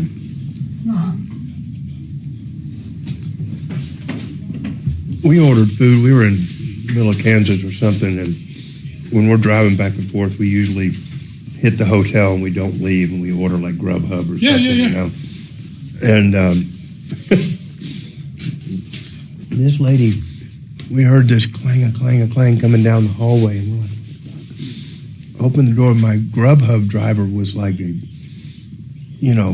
had no legs. She was in a wheelchair. Oh my God. Clanging down the hallway and stuff. I'm just like, God dang.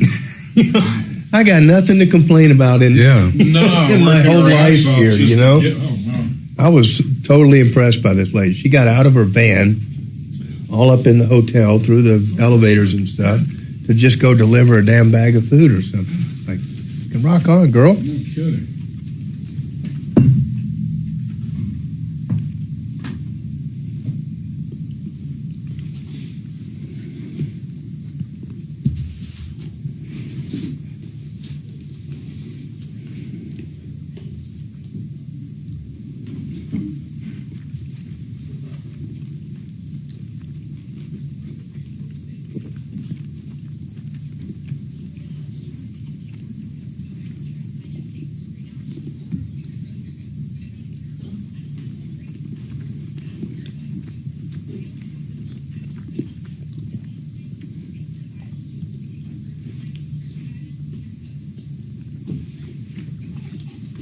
Yeah, my wife had to fly to Vegas yesterday for her mom, so I'm living on leftovers in the fridge right now. It's like I don't want to go make a whole bunch of crap, Have you heard the news? President Trump stops the bombing. A peace deal? We're very close to having a powerful deal. The FISA vote failed. Democrats are using it as a political hostage. It's begun. FIFA World Cup. 45 years strong. Solving your problems, answering questions, taking complaints. This is the Troubleshooter Show. Now, Tom Martino. All right. Good afternoon, finally, on this beautiful Friday afternoon. This is the Troubleshooter Show. I am John Fuller, filling in for Tom Martino. We are here to help solve your problems, take complaints, answer questions. In the house, we have deputies Bo and Dimitri here, a wealth of knowledge. They are both. And we have Kevin Culkin from Sheridan Auto Tech. Today is officially known as Car Day, which means if you have any specific questions about your car or that weird sound that you hear right now and coming from some part of the car and you're just not sure what it is, you get a free consultation today. So call right in, 303-713-8255. And we are here for you in the event that is what you are going through. So, Kevin, let's talk about preventive maintenance for a second. Sure. Probably one of the most neglected things in people's lives is changing the transmission fluid, the oil, the changing any of the fluids, because you get online and they tell you that shops are ripping you off if you don't go 10 or 12,000 miles on an oil change. Oh, and my car manual for my Toyota says that I have so-called lifetime transmission fluid, which is... And that's accurate. Yeah, it is accurate. It'll work transmission is until going the to die with that transmission sick fluid in it. Yeah. But here's where I was going with this. In your decades of experience and the countless thousands of cars that you've worked on, what percentage of those repairs do you think you see too late? In other words, if somebody had changed the coolant and it didn't turn acidic or corrosive and destroy somebody's head gasket, how many of the cases you work could have been prevented if somebody had just, absolutely followed the maintenance regimen that you recommend? Well, I mean, that's a good question, because the cars are much, much more complex now, the internals. So you're taking, I would say, probably 30 to 40% off the life of most engines and transmissions. By not performing to the maintenance recommendation of maintenance. Yeah. Wait, 30 to 40%? Yes. Well, most engines, transmissions, everything can run, I think, easily 150 plus properly maintained. The maintenance starts cutting them down to the 100, 110, 120,000 miles. Is your mic on? Yeah. Oh, yeah. Okay. Sorry. Yep. To me, maintenance is everything. It's the cheapest insurance you can get. Kevin, that implies, if my math is correct, that about a third of the repairs that are brought to you, major repairs, a third of the major repairs could have been avoided. Yes. Or at least prolonged, not having to be done as soon as they were done. Well, which is kind of like avoiding the giant repair. Yeah.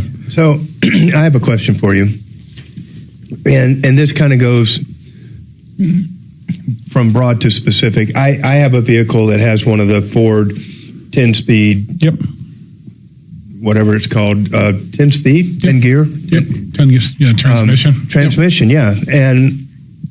And I was told, that they all will go out at some point. And I'm cool with that. I just want it to go out while it's still in warranty and stuff. Of course. Because that can be a very pricey little thing to go bad. My vehicle has, I believe, 45,000 miles on it or something like that. 15 or so thousand miles ago, right before the 36,000 mile where I thought the warranty was going to expire, it was having issues. I took it back to the dealership. They spent 3 weeks, maybe almost a month, going back and forth with Ford about whether or not that transmission was actually defective and needed to be just swapped out, which they just swap them out now. They don't want to repair them. They don't repair them. They don't do anything. They have a whole inventory of these transmissions. And as soon as Ford green lights it, boom, they throw a new one in and you're down the road. And I would very much like one of those before the warranty expires and goes. But they didn't do it. They ran test after test. They had Ford on the line.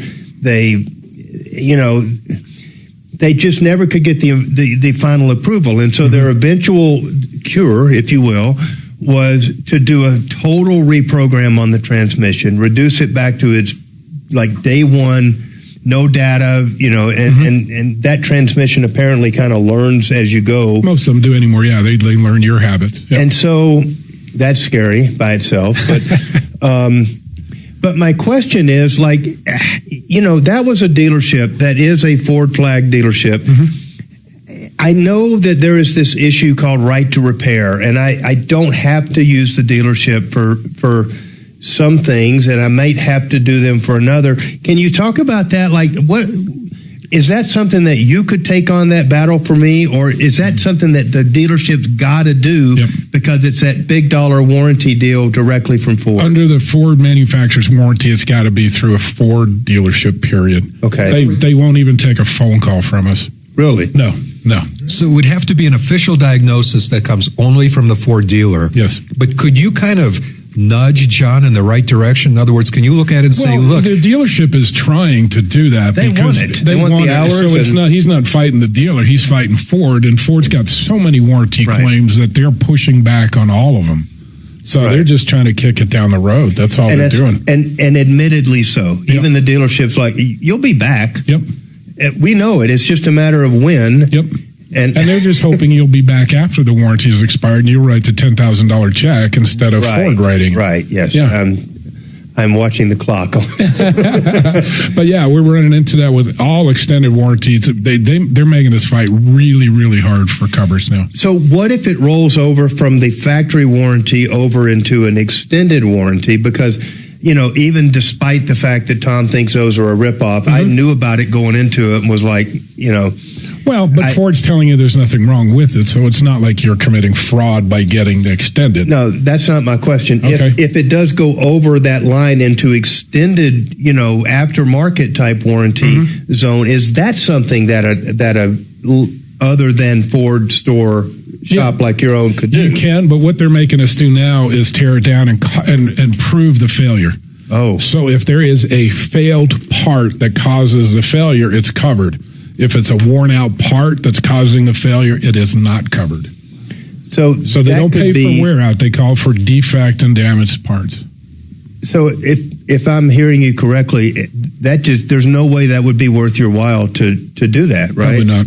Yeah. If you hear a little tick in the motor, just step harder on it until it's a bigger tick. It's kind of what they're telling. Well, it's kind of what they're telling. Yeah, that's what they're telling you to do. Absolutely. Yeah. Catastrophic failure is catastrophic failure. She said, take sport mode and give it a whole new definition. That's it. Yeah.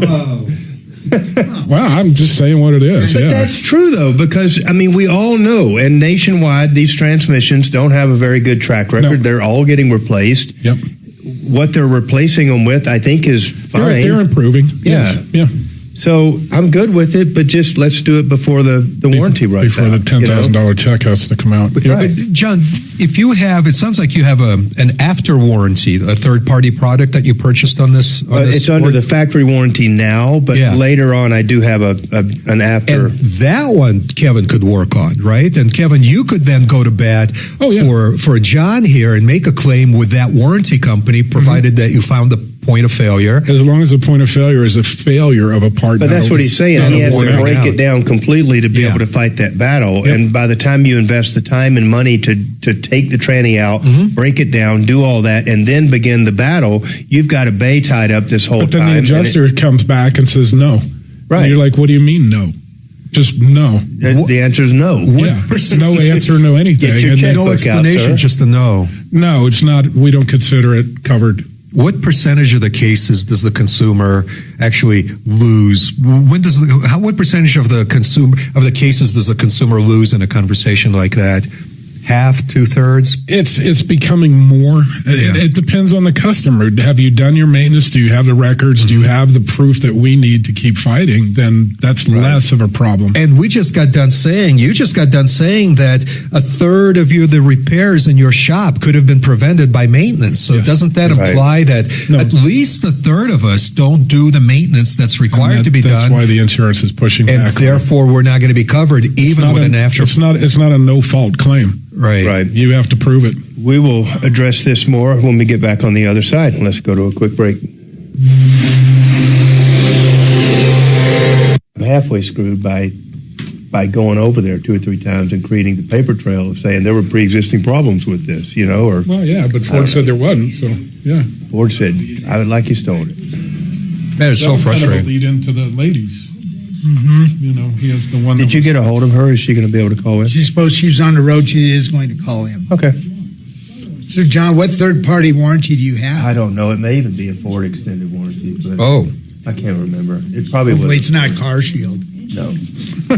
No, I think it was a Ford branded extended warranty, which is the only one I would really buy, because then I can through Ford. What the mileage is, it's still your deal. Yep. Yep. But I knew that tranny was $10,000, and I got the warranty down to like $2,000 to extend out to 125,000 miles. I'm like, I'll get my money out of that. Oh yeah, no two ways about it. So, but when I bought it, it had like 20,000 miles on it or something. So they're like, yeah, it's cheap. It's cheap when you ain't got no miles on them. And they're like, statistically, he'll sell it before he ever gets into the warranty. And I'm like, you don't know me. You don't know Fuller Man. We'll run the wheels off of it. Yeah. I'll drive a nice car, but I'm letting somebody else take the first 10 or 15,000 mile hit on it for sure.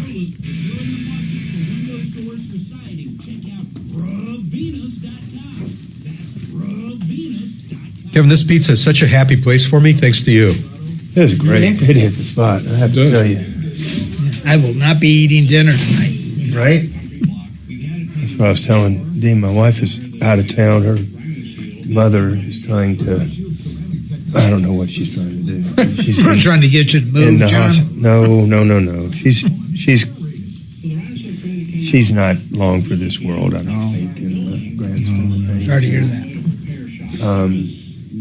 But we're just debating the timeline of it. So she likes to do things like fall down and fall out of her bed and get hurt, and then Does she have someone helping her? not taking her meds as regular as she should. And my wife's sister lives there in the home, but That's good. not really. I mean, there's only so much you can do if a person is just stubborn and bullheaded and has it in their mind that they can get up and go to the bathroom by themselves, and they can hop out of bed by themselves, and it's hard because you can't. You could hire somebody, but you still can't stop them from waking up at 2 a.m. and deciding I got to go to the bathroom or something. I didn't want to bother you. Yeah, exactly that. Roughly 6. So is your head touching? And then the consequence of it is Can you raise much, your hand up and not touch the ceiling? No, I need to stand she's heavy, and her sister is very heavy, and so she can't even get her up off the ground. So they've had to call the fire department in there just to pick the damn lady up. Oh my God! And it's like, God dang it, Where does she live, John? Las Vegas. Oh. They've been there for 50 years. Las Vegas. It's toasty there too. Let me tell you. But that's enough. My wife said it was 106 today. I'm like, God. And it's supposed to be 111 on Monday or something. I'm like, God knows. No, thank you. I haven't been there in a while, but the last time I was there, I was sitting outside, grab a cup of coffee, and go smoke a cigar and just relax. And felt like I was sitting in front of a hairdryer. Yeah, it's just the breeze that was just because I see the wind and like, it's got to be beautiful. Yeah, I go sit up, cigar. It truly is like a blast furnace. It is, Yeah. I have no desire to live in that place. No. I don't even mind when Florida is at its hottest, but it's humid.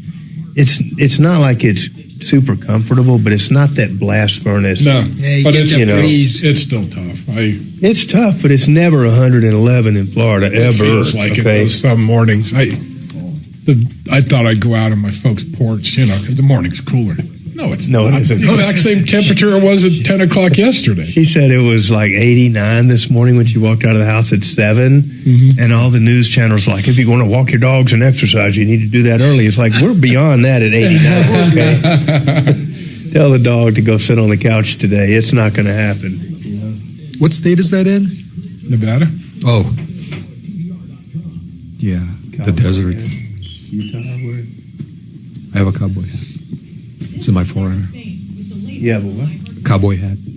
Was that what you're asking me about? Sorry, I'm a little slow. I don't know why. I'm a little slow today. And it's not like there's something on my mind. I'm not sure what was going on in my brain today. Where did we get the cowboy hat? I thought you asked me if I have a cowboy hat.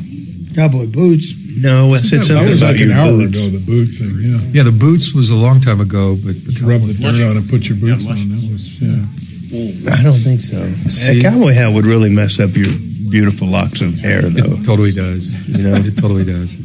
I rarely wear it. I wonder. Hey, Adam. Hey, what's up? Whenever you get a chance, this thing reverted to like the next gen screen in here, and so I lost the timers and all that. You don't have to do it.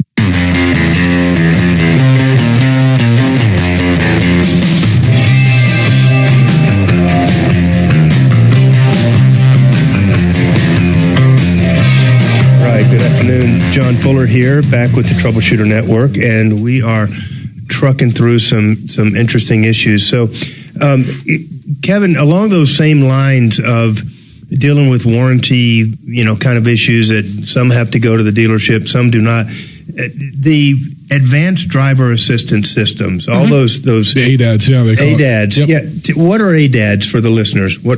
Well, it's the cameras and sensors that will, they're crash avoidance, they're lane divergent. So if you feel your seat shake when you go over the line and different things like that, you were talking about totals in accidents and everything else. That contributes a lot because even once the body's fixed, now you got to go fix that system. Right. You start damaging the cameras, and they got to be realigned and everything that goes with it. So it's a complicated system. But isn't that calibration like a huge thing? Oh, yeah. I mean, you've got all these different manufacturers. Is there consistency in their systems, or are they all using? No, they're not all using the same thing. That'd be too easy. Right. But yeah, no, you have basically screens that you put up, with barcodes on them, and the computer can read them, and that's how you calibrate it. Okay. So, but it's not easy, and it's not cheap. Well, let's talk more about that in just a moment. We've got Dale on the line here. Dale, what is going on with you today, sir? Hi, John. Would you expand on uninsured motorists? Let me start out by asking, is it illegal in Colorado to drive without insurance coverage? Yes, sir. So if I get in a wreck, I'm uninsured, is there any penalty? Well, there is. I mean, there's the citations that you can be issued for driving without proof of insurance. But that's a ticket. That's a fine that you pay and points on your driver's license. But they're not going to put you in jail for not having insurance. I mean, gosh, we'd have a whole lot more people covered in Colorado if that were the case. But I mean, here's the reality: is that there's no.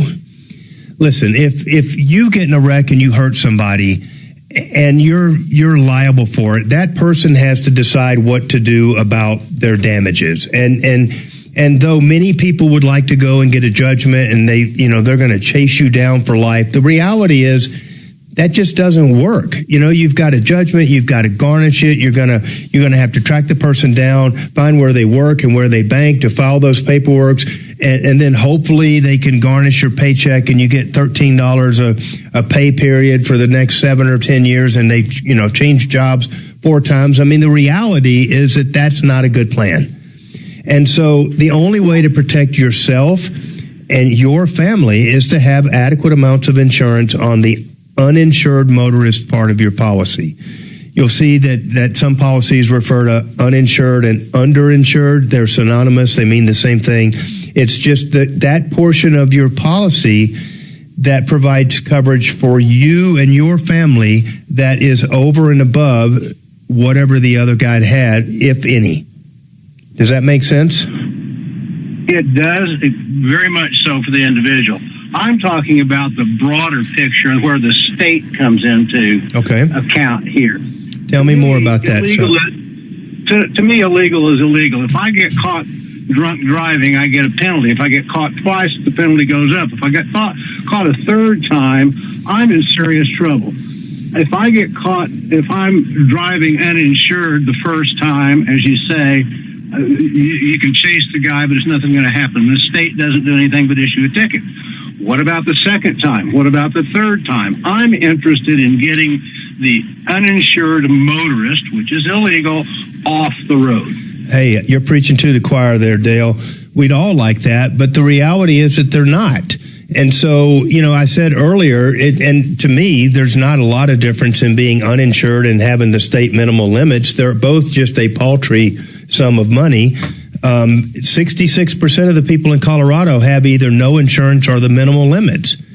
So, I mean, you can tilt at windmills all you want and cry about the problem being these low insurance carrying people or no insurance carrying people.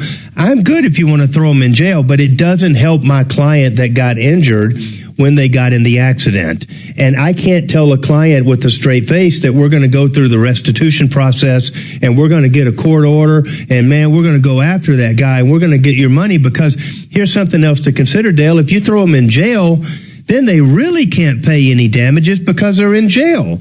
So you're just you're damned if you do and damned if you don't in this situation. And so the answer to it, the only answer that really works in this case, is you got to protect yourself. And the way you do that is you buy uninsured motorist coverage that's there for you. If you have an umbrella policy, you buy the rider to the umbrella policy that kicks up your uninsured motorist coverage to the same level as your umbrella. And so in the case of Dimitri over here, that's, a crazy driver out there getting in these accidents and stuff, if Dimitri happens to be the victim, he knows that he has a $2 million policy of uninsured motorists that's on top of his underlying policy. So he and everybody in his car is covered way above $2 million, which is gonna provide enough money for all but the most catastrophic accidents. Yeah, and John, I'm glad you brought that up, because until our offline conversation here a few minutes ago, I was really under the impression that these judgments in these cases are huge, because like everybody, I've heard a lot of radio ads from successful law firms who brag about, making up numbers, $200 million judgments, $60 million judgments, but it sounds like those are huge outliers, right? I mean, statistically speaking, the real judgments and the real settlements are just a tiny fraction of that. But in addition to that, a judgment doesn't always result in a check. Both of those statements are true. You've got a very small percentage of accidents are going to fall into the multi-million-dollar category. Very small percentage. There are far more people that get injured that have damages that would easily fall into that category, that find that there's a paltry sum of insurance and they max it out and they get virtually nothing and find themselves facing a lifetime of disabilities or medical treatments or challenges or problems going forward for which there was no coverage. I mean, there's far more of those people. I can think of 10 off the top of my head that suffered injuries way in advance of what the coverages were. But those are the cards that we've been dealt. And so you can do one of two things. I sympathize with the position of the caller. I do. Throw them in jail. I'm good with it. But it doesn't really help my clients, and it doesn't help me. The only way I can help me and my family is to carry enough insurance to make up for what that guy doesn't have. And I think that actually addresses our caller's concern. I think the genesis of his concern is that, hey, if I get in a crash and injured, I am going to be screwed because the guy has either no insurance or $25,000. Right. And I used to think in those terms too. But after I met you and Burns from Compass Insurance, I don't, because I was able to insure myself. And I think I got that quote from you. I think you said, look, the most important part of car insurance you can buy is the insurance for yourself. And so now I really do feel much better about that. I didn't think of it in those terms before I met you guys. Yeah. Dale, what do you think? I mean, is that kind of what you were thinking before? Or? No, I don't want to throw them in jail, and I believe everybody ought to have uninsured motorist insurance. What I want to do is for the legislature and for the police to uphold the law. And if you get caught driving without insurance, I want them to take your driver's license away. And largely they do. I mean, they really do. They do. The penalty for no insurance is a 12-point violation, and so that does generally result in a suspension, or it puts you right on the line. If that's the only thing you have, you can get up to 12 points. And don't hold me to that, Dale. It's been a long time since I've handled cases that involve points, on driving records. But my recollection is that the no insurance was a 12-point ticket, and you could get up to 12 points before you faced a suspension. And so if you had no insurance and speeding and careless and whatever, fill in the blank that you would get by causing an accident, that would be enough to put you over the line, and you would almost certainly be facing a suspension. And then, just to let you know,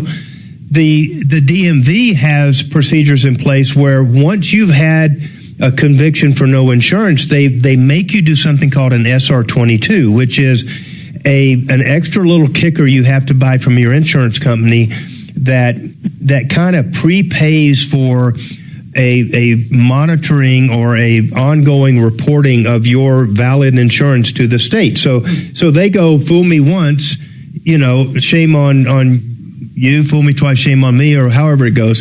They're basically saying, look, we're just not going to trust you anymore. And they make you buy this SR22, and that results, as soon as you miss a payment to your insurance company, they get put on notice and they will suspend you immediately once you've reinstated. So, I mean, Dale, the tools are there. They just don't stop a guy with no license and no insurance from walking out his door and getting in his dang car and driving down the road drunk and causing an accident. So it kind of leads us full circle right back where we are, which is, if you want to protect yourself, you got to get your checkbook out and buy that coverage. Well, I appreciate that explanation. I was not aware of the extra penalties that you just informed me of, besides just getting a ticket. Yeah. It sounds like it goes beyond that if you really are out there driving intentionally with no insurance. Yeah. Thank you. It does, Dale. Thanks for the call. We appreciate it. I'm sure you and many other callers are in the same boat. So we're going to take a quick break right now. We'll be right back with some of your questions right after this.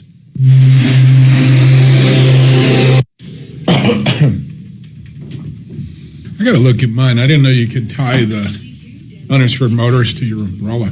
Not all of them, but that's a good. Many of them you can. Yeah. And I have USAA, and they require me to go through a company called RLI for the umbrella portion, and they have it. I know that Dimitri found one through Brian Burns. Yeah, is your umbrella through Brian? Or? Yeah, and by the way, my previous umbrella didn't amplify that coverage. Yeah, some do and some don't. Yeah. So you really have to look at it. Look for it. So when I found that out, it's a cheap rider. It was like $75 to add it on or something. It's like, why wouldn't you? See, they were looking for $100 a month from me for the uninsured motorist on top of the umbrella on top of. Gotcha. So I wasn't anywhere close to that. my umbrella costs the umbrella about $650 per than year. The uninsured motorist was. Really? Yeah. I mean, I carry a lot of like $4 or $5 million worth, but so it's more. It's like $1,100 or $1,200 a year for the policy, but the kicker is not significant. It's like $75 or $100. I think I add on top of that, but it's that part alone is worth everything else. Myself more. Yeah, that's more. So, John, can you have the bare minimum insurance, like the $25,000 liability, and have $1 million Nope. of the uninsured? Nope. They make you max out your auto policy. Most of them require like $250 as a threshold, $250, $500 as a base policy before you can buy an umbrella. Some may have higher requirements, but that's like, I know State Farm has $250, $500, which is kind of how we know. Like if we get a case where we find out what the limits are on the other side and they come back at $250, $500, more than half the time there's an umbrella out there, so we keep digging until we find There's it. a bigger number. Well, it's just, why did you pick $250, $500? You could have picked more, you could have picked less, but you picked that. And since I just know from personal experience that that's the one that they require you to have an umbrella. So that means they have an umbrella. I just assume there's pretty good odds here, if I'm a betting guy, that there's probably an umbrella out there. So. Are they not required to disclose existence of insurance to you? They do and they don't, okay? So think about what I just said. My underlying carrier is USAA, right? But my umbrella is RLI. Mm-hmm. So I can force USAA to tell the other side or tell me what, if you have USAA, I can force them to tell me what your coverages are, okay? From USAA. But that's not a USAA policy. That's an RLI policy. So so you have to really dig and make sure that you're covered all bases. Isn't the defendant required to disclose? They don't have to disclose shit, but I can make them as a condition of accepting their limits. I can make them sign an affidavit or something like that. That there is no other policy. Yeah. But, if I don't know about that other company, I can't force them to tell me. I have to kind of find it on my own. And how do you find it on your own? Because it's private information. You can't drag it. Tools of the trade, man. There's companies tricks. you can hire. We can depose people. We can do asset searches. We can do all kinds of stuff. Can you subpoena them for that information? You can only subpoena something when you're in litigation. I don't have subpoena power when we haven't filed a lawsuit. So. Oh, interesting, John. Okay. But, if I did file a lawsuit, one of the required disclosures early on in the process is available policies of insurance. So generally, if we file a lawsuit, they're going to have to give it to us anyway.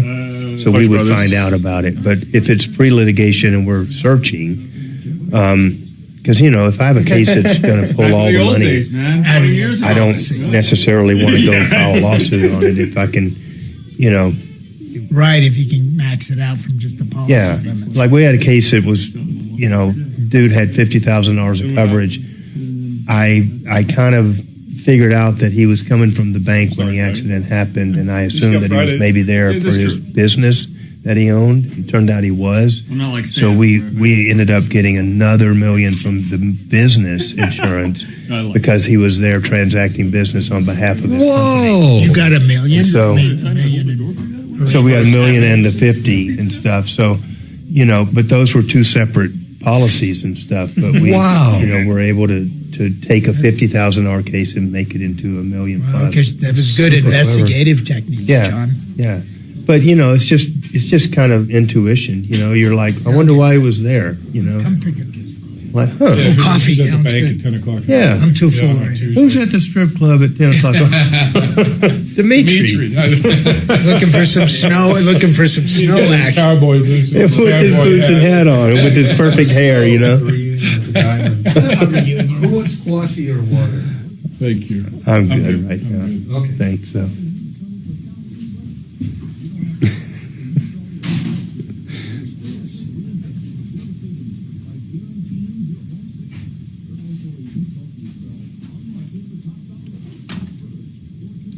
Yeah, but there's a case out there that's called the coming and going rule, that when you're coming and going on behalf of your business, it's considered a business venture, Sure. Makes sense, but So if he was going to 7-Eleven for a Slurpee, that wouldn't be, you couldn't I tap know it. that that's quite the same deal, but if he was, picking up a day laborer out in the parking lot, Yeah, probably probably would, Napa to pick up a part for something. That's I'll pretty- go that would back be, to the shop. that's a Yeah. business trip, Sure. I bet your client was very pleased with your. Even if it's in a personal vehicle, which this one was, Yep. yeah, I mean, it was, he wasn't pleased. 630 K-How.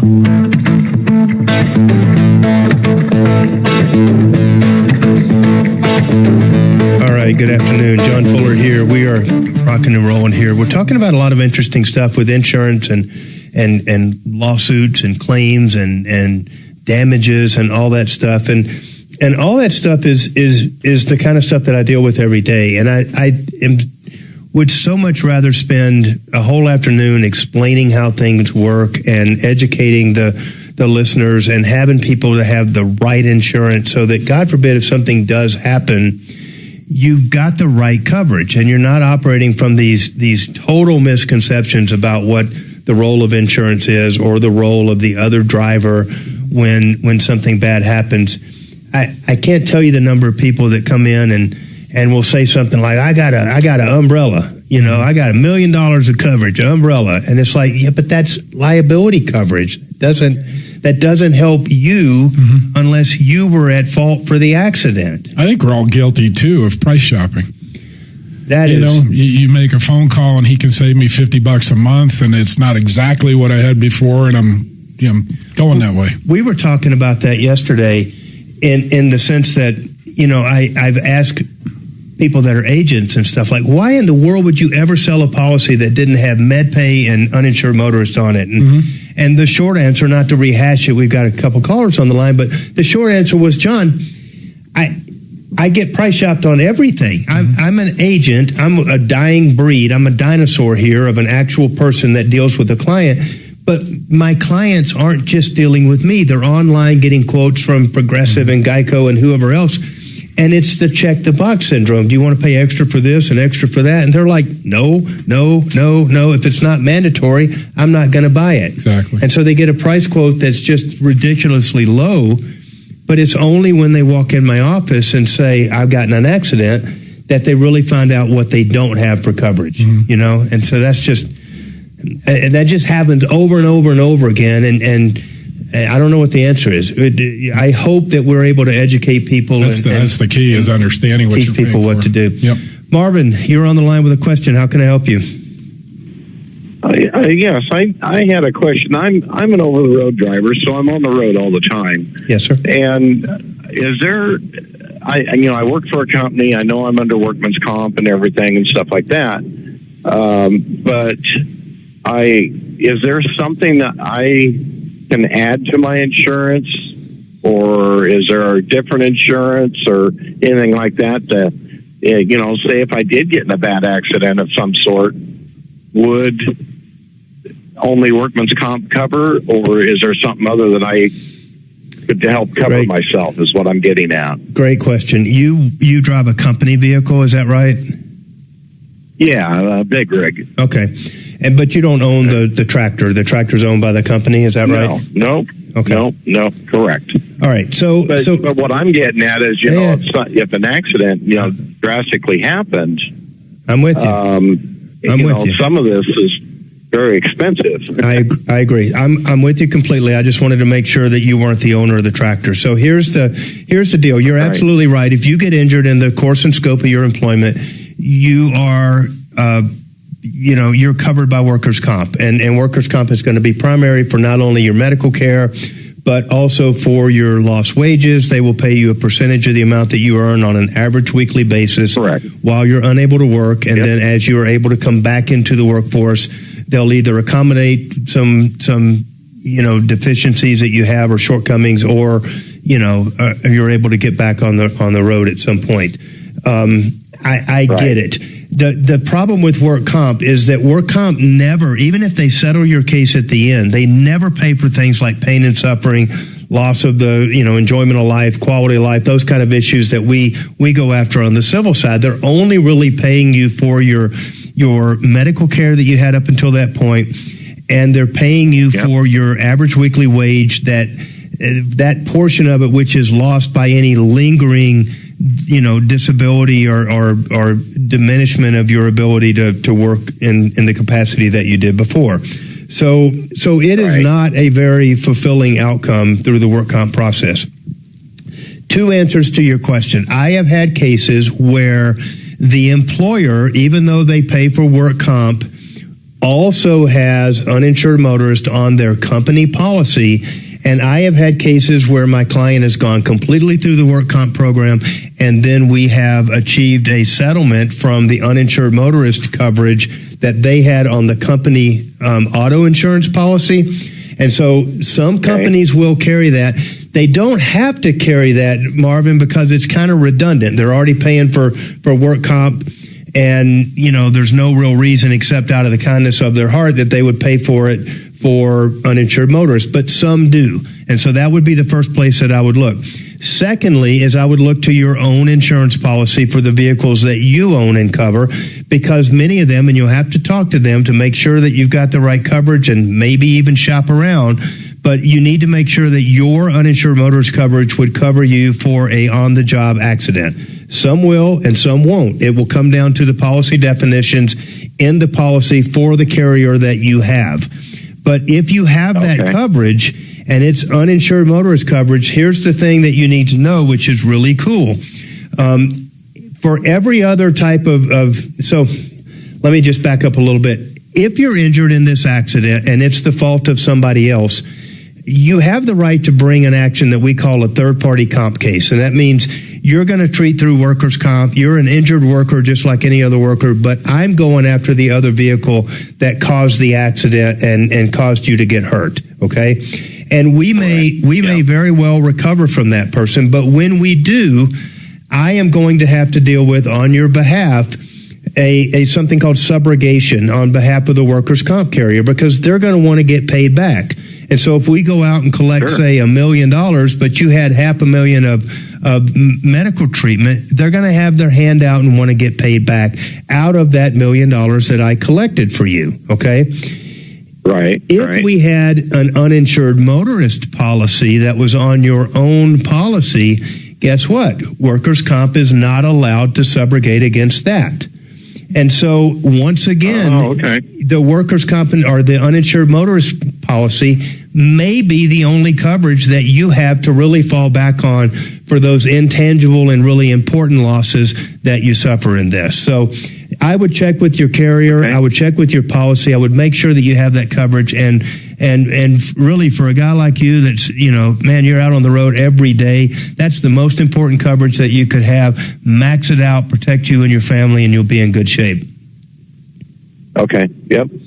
Now, the other thing is I have my insurance on our vehicles. I got everything maxed out, plus $1 million umbrella. Okay. On the uninsured side of it, are there different limits on uninsured, or is it just uninsured and that's it? And the limit is what they offer. No, there's absolutely different limits, and some insurance companies kind of try to trick you by having you check the box of what coverage you want.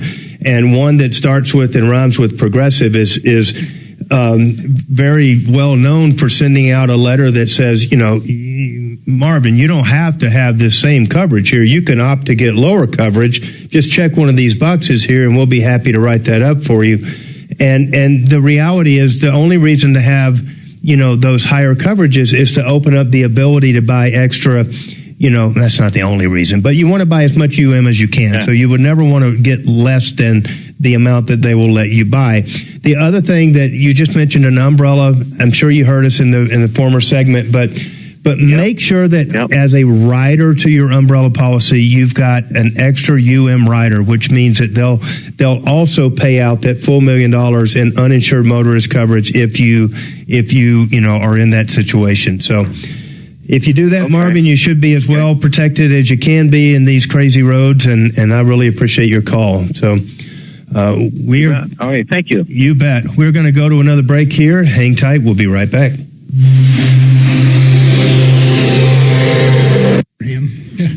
Yeah. Starts with and rhymes with Progressive. Yeah. They do.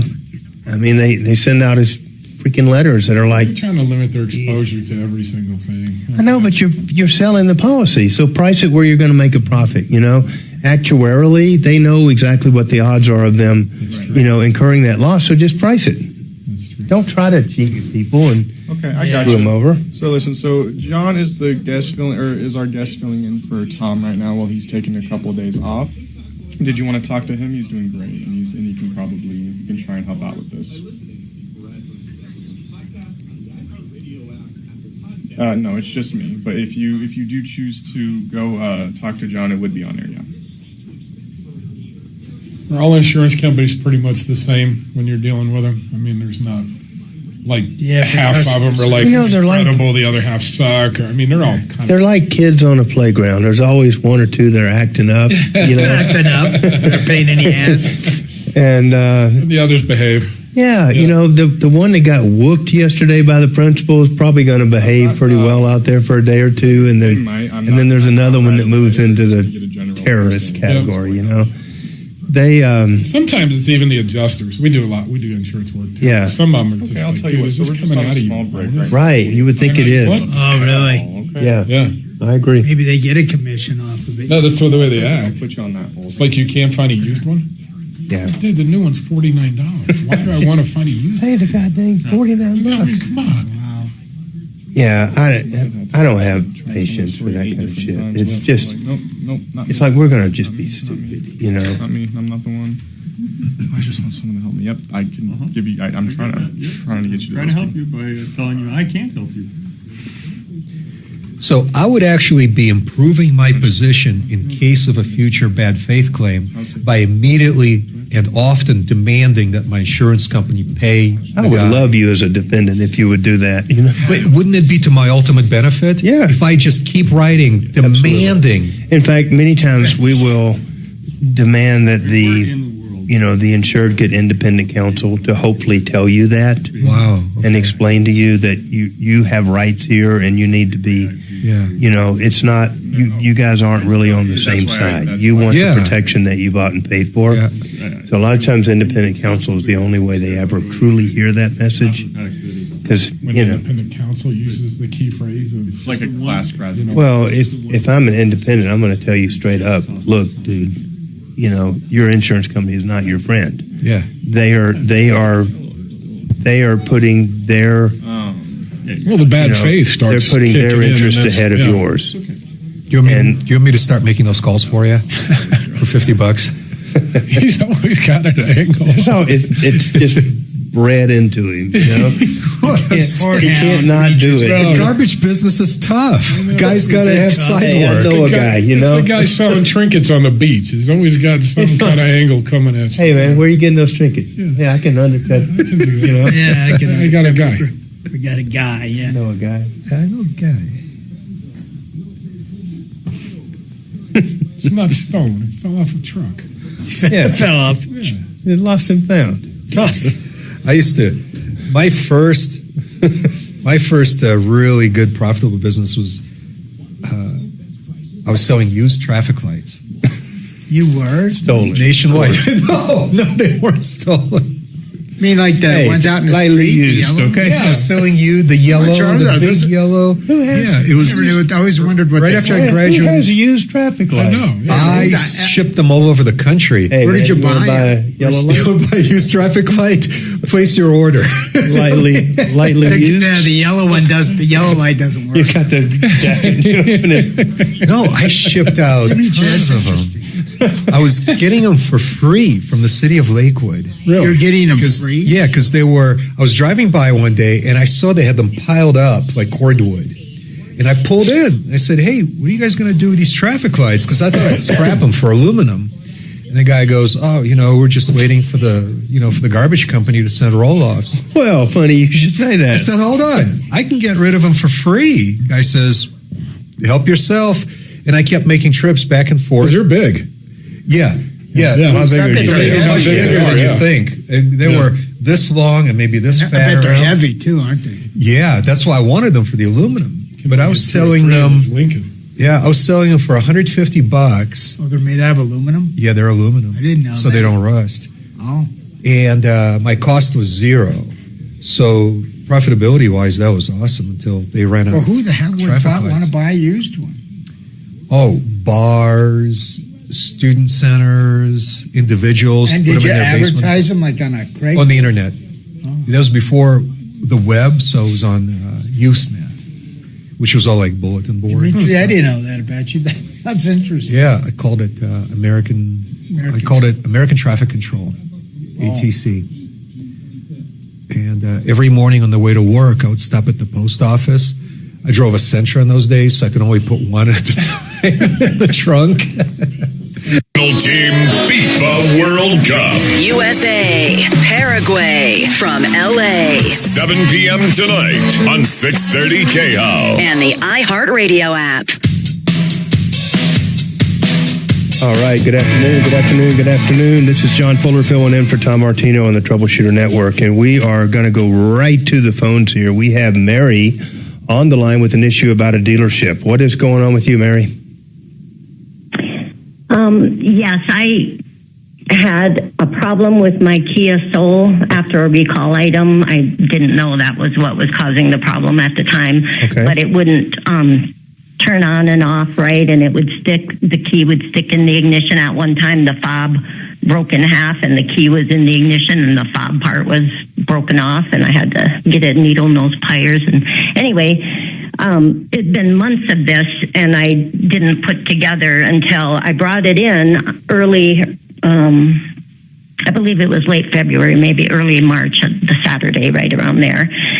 I brought it in to be looked at to figure out the problem because I had to get back to Minnesota to care for my mom who was going on hospice. And sorry. So I brought it in, I made an appointment, came in. I wanted other things done too, but they were really crowded that day and they didn't have enough mechanics. They said somebody called in or whatever. But anyway, they did look at the one thing that I wanted, which was the ignition switch, because I was afraid to drive 900 miles back to Minnesota. Right. So what happened? With it, still doing that. I heard the mechanic say, that Kia Soul, when we fixed that problem for the recall and we had to glue those two parts together, I think the glue kind of came out and it's what's making it stick. And I was standing right there when he was talking to the service guy, young man. And he went out to my car with me and he brought it around and he said, "Oh, I see what you mean. Yeah, this is not coming out right." And anyway, I asked the guy if they said it'd be 3 or 4 days before they could get the parts in. I said, I can't do that. I got to get back to Minnesota and I don't fly. Just have my fears. Okay. Anyway, so I always drive back and anyway, I drove back. I parked the car. I wasn't going anywhere. It's a small town. I didn't need it. And then my mom died April 22nd, and I went ahead and made an appointment, I think right after the funeral, talked to someone because they told me they weren't going to pay for it in Pueblo. They gave me a quote for the 2 parts that had to be replaced, the one that they glued it to and the one that was replaced. Okay, Mary, I don't mean to interrupt you here. We're going to go to a really hard break here in just a second, but what I want to know from you as I look it up in the break is, are we talking about a recall about the key fob, basically? Was that the beginning of this? Not the key fob, it was the internal parts that they replaced so that the soles wouldn't get stolen. And the Got ignition it. cylinder All right. itself. We will be right back, Mary. Hang on the line. We'll be right back to you. Thanks. Yeah, that's good. You sped that up. Okay, so what did you have for dinner on that day? Right. Oh, we had some calls that went back literally 20 years. Yeah. Oh, and the story. The story would go back. Oh, I know. That's Unless you want to go on air, there's not a whole lot else. I get those too. I'm sorry. Mhm. Yeah. I get calls where people are like, so. I bet. We all get them. I mean, 78, my daughter was driving and she got rear-ended, and then so she went to this doctor that, like 78, really? 5-ish, 6-ish minutes. Kevin, every time I get fuel, I apply the lessons I learned that day, 18 years ago. I do not stand in front of the hole. I mean, if you take your fuzzy sweater. What about your girly sweater? No, so like if this is the hole, I would stand here and do this. If I insert. You got to do like that pilots do, Yeah, you get the grounding wire and clip it to you, and then you're. I haven't finished my story. I also make my passenger, if there's one, remove their seatbelt and make sure the door is unlocked. In case of escape. No, in case there's another explosion and/or fire, and I tell them why, and then they take me seriously. They never go anywhere with Dimitri again, That dude is a freak. Oh, and I touch my car to ground myself before I touch the gas pump, and once again before I remove the handle. Yep. Good. Well, any kind of vapor, so you got to be careful. Especially gasoline. That is scary. We have a 55-gallon drum of brake clean that we fill, sprayers with. Yeah. And we have to ground that to the building. Yeah, because that will go up. And when they swap it, you look and you see the ground cable sitting there flopping. It's like, Wasn't that why the new filler necks had that little baffle or No, valve? the hose. That's for fumes. To collect the fumes and recover them. Oh, but doesn't that? It does have the effect of not having the fumes explode if you're wearing your girly sweater that day. And I was wearing my manly fleece. It was an NRA fleece, for God's sake. Boy, every Did it time. knock you? Was it a? Yeah, it was an Aris fuel. You know those bombs they have? They're called the vapor Aris is what's fuel. explosive. You can, This is what you can throw a match in a bucket of gas. It's not going to light. Well, maybe the vapor will, on the way to the bucket, Believe will it light the we vapor? were, younger and stupid. We would take dares and throw matches into the bucket of gas, and bullshit. It won't light. Hey, you're right. right. So if it's mixed How'd with you air, like to be that first guy that had to weld a gas tank or something?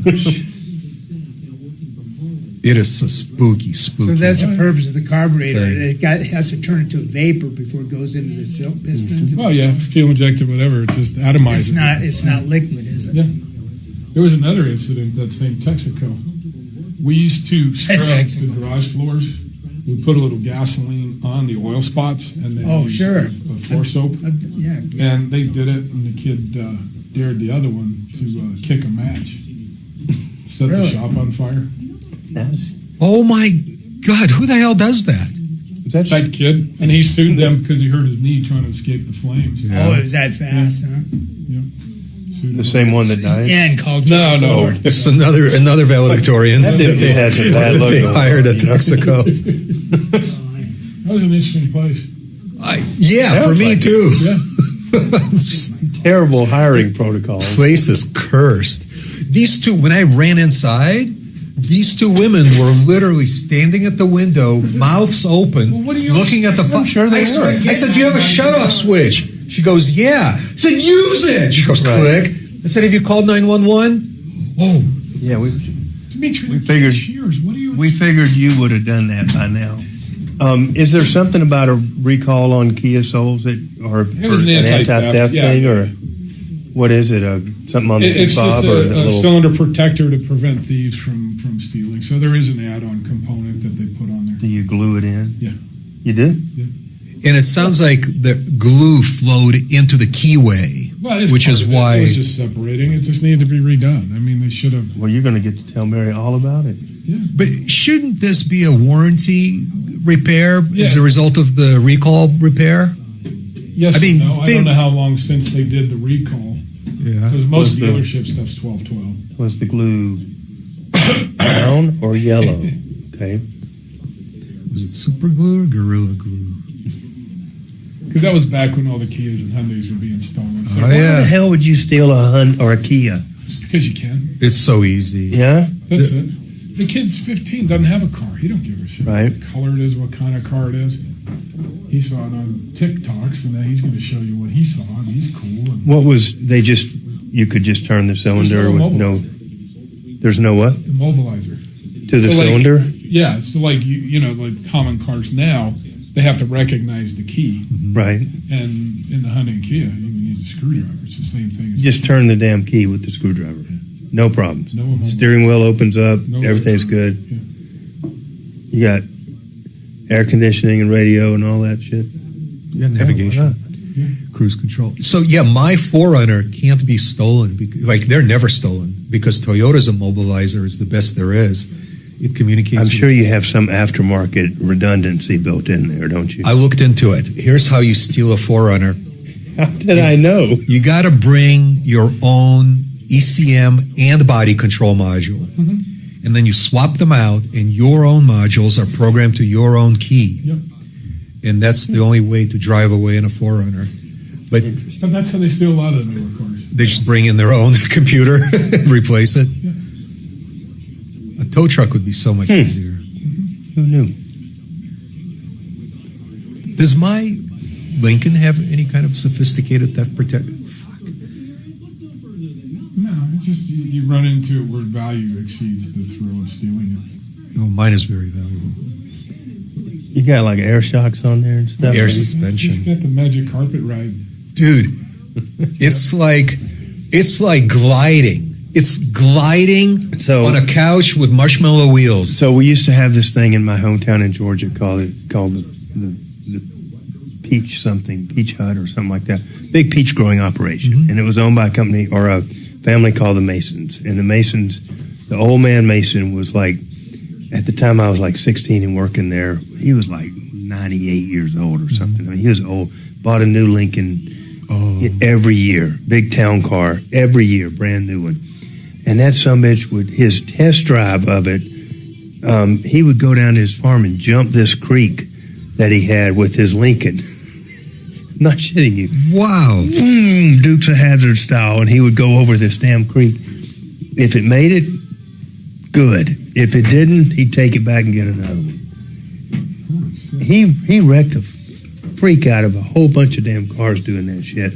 But just thinking about taking a new one and going down to the old creek and stuff, with your air ride suspension, Down to the creek. Take that landing right out of there, The crazy thing is, remember the commercial you saw? Yeah. Station, wherever you go. Come on, let's go. Make 630 KHOW a preset. That's a good thing. On the free iHeartRadio app.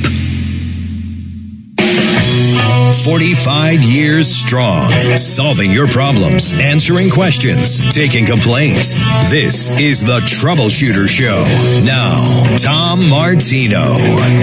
Good afternoon. This is John Fuller filling in for Tom Martino on the last hour of the Troubleshooter Show. We have Mary on the line who, to recap her story, has a Kia Soul that she ran into some issues when she accidentally broke off the key fob and was having it worked on.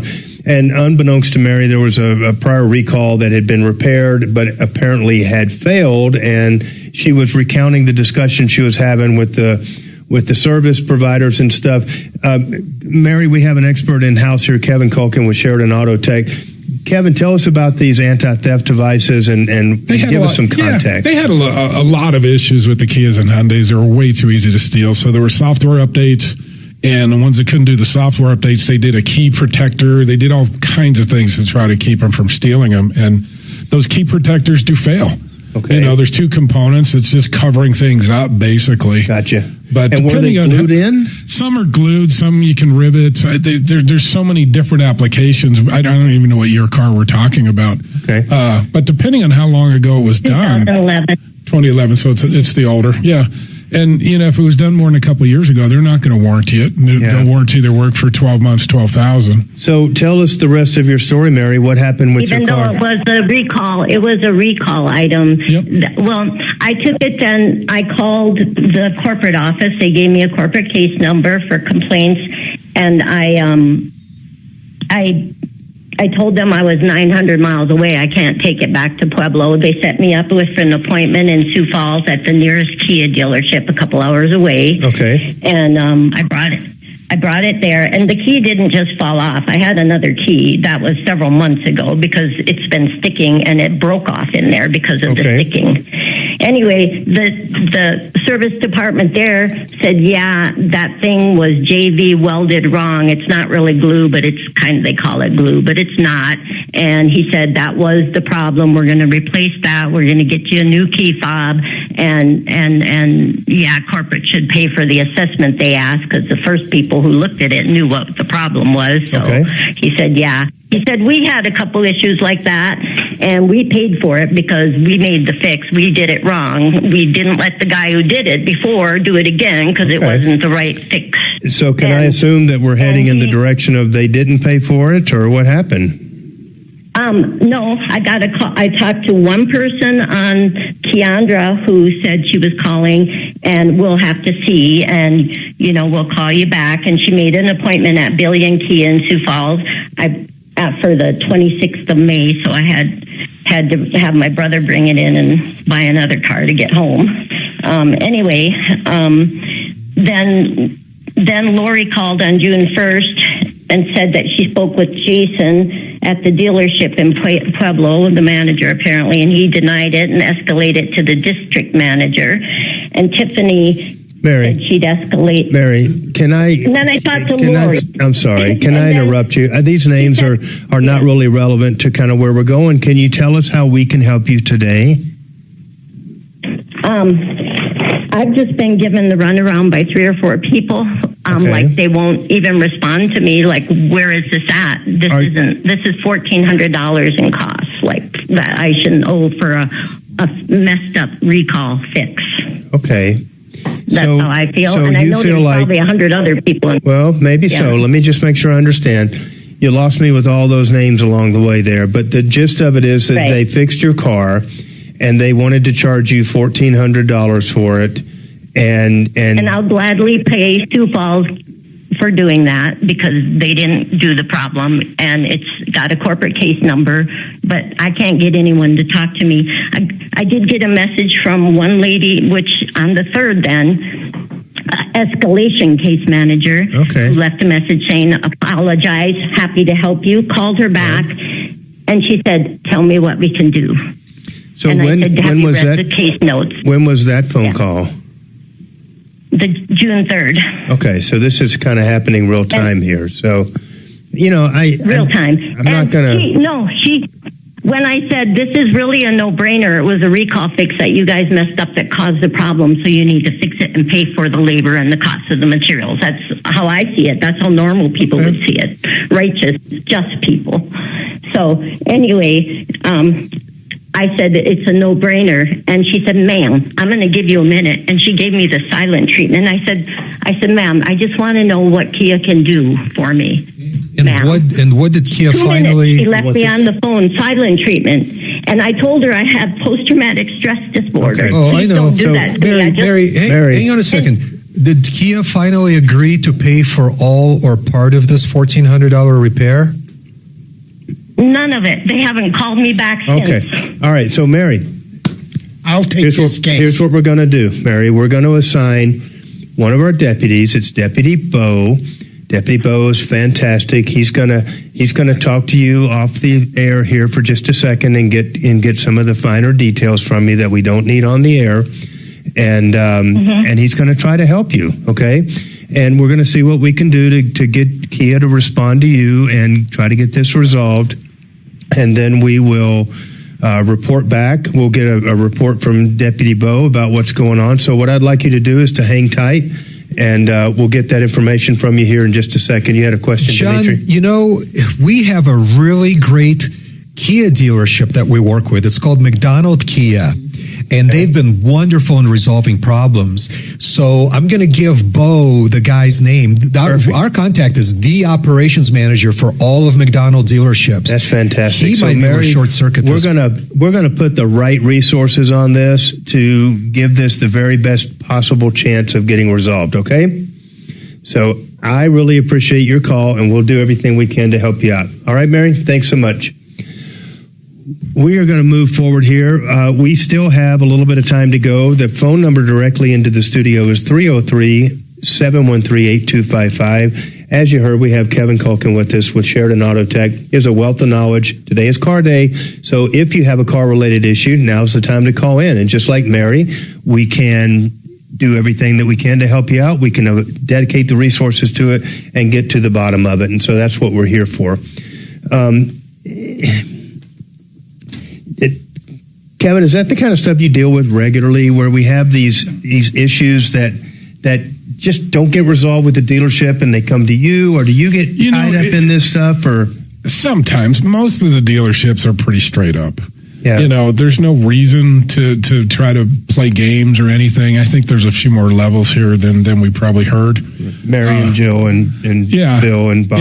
It's tough. And then she's out of state from the original repair place, and then that complicates it. But, and Kia and Hyundai generally stand up. I mean, they've warranted a ton of engines. And they've been pretty good outfits. I'm kind of surprised that they're playing, but I think it may be a little personality, something going on. Yeah, I suspect you're right. It's sometimes hard when you're bouncing back and forth between a lot of people, and you end up losing more in the delivery of the story than you do the actual issue. And sometimes you want something fixed today, now, and they're not equipped for today and now. They're equipped for 2 weeks from now. So, Dimitri, you said you had an update for us on the young lady that called in concerning the medical devices she paid $15,000 for. Yeah, we got that call a few days ago from a lady. Her name just kind of dropped out of my brain. Sarah, you're right. Sarah. And she said that she bought some sort of a red light therapy device from Vibrant Health Systems Inc. Right, exactly. And she told us that they had now bounced 2 checks, and they're about $13,000 checks. Now, well, she had tried to return the item to them, and they accepted the item back and refunded her money less a restocking fee. Right. But that check bounced, right? Well, according to her, that check bounced. So then she said that they sent her a replacement check, and she said that bounced too. Uh-oh. So you may recall, John, so a couple of days ago, we suggested that she go to her bank and dispute the charge on her debit card. Right. Well, it turns out Deputy Chopper was listening to the show that day, and he actually called me after the show. And he said, look, her story isn't exactly correct. Okay. He said that she received these checks. They were written on Chase Bank, which has branches here in Denver.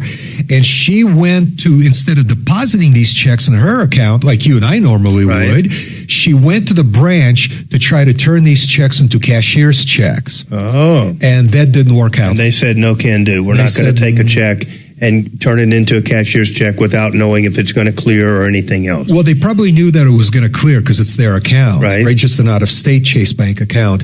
But they probably had some security concerns, like, hey, is this just a forged check that this lady's trying to, So Deputy Chopper told me that they made multiple attempts to get her and the writer of the check on a conference call to verify the validity of these checks. That never worked out. And so what Deputy Chopper had planned to do after this most recent call from Sarah is to tell her to just take the latest check and deposit it in her bank account because it hasn't bounced yet. The only thing is she just can't turn it into a cashier's check. Right. So deposit it in the bank account, see if it bounces. If it bounces, then we'll help out again. Okay.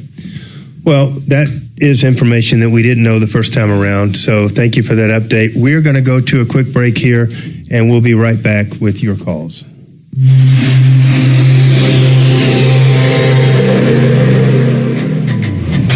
Falcon Stadium hosts a historic America 250 celebration on Saturday, June 20th. Experience PBR Space Cowboys, presented by the United States Space Force. Family-friendly fan zones, military tributes, flyovers, parachute landings, and a spectacular drone finale. Enjoy a live concert with Grammy Award winner Tim McGraw and multi-platinum artist Chris Jansen. Tickets on sale now at PBR.com.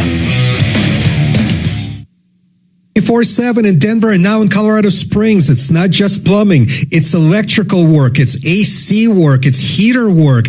Ask them about their $39 summer special to come out. Take a look at your AC, clean it, assemble it, disassemble it, lubricate it, put it back together again, and find any problems before they become really expensive to fix. $39 for new customers, summer special. Get rid of that dirt and grime, the number one killer of air conditioning. In Denver and Colorado Springs, call 720-526-3939. That's 720-526-3939 or fixmyhome.com. If you list your home with Frank Duran, you do get the benefit of his team, but you also get his 30 years of experience. A lot of big teams will hand you off to one of their team members. I'm personally involved. I can't imagine anybody that will have the passion, the drive that I have. That's why I'm involved in every deal. And that's why I recommend him to everyone I know. I'm consumer advocate Tom Martino. I personally negotiate your contract. FrankDuranHomes.com with RE/MAX Alliance, 303-920-1622. We had downsized. In that downsizing, my husband lost his man cave. Everyone is talking about Galaxy Concrete Coatings and their transformation, like your neighbor Deb. My husband and I were at the home show and saw all these vendors with garage floor coatings. The one that stayed with us was Galaxy. Galaxy Concrete Coatings is 4 times stronger than epoxy. I'm the only one home. And so it's nice when well-dressed, clean-cut, respectful crew show up. That's what Galaxy stands. Commercial or residential, Galaxy transforms pools, patios, garage floors, and driveways in as little as 1 day. And it comes with a lifetime warranty. Warranties are real important for us, and to know that should there be an issue, Galaxy was standing behind us.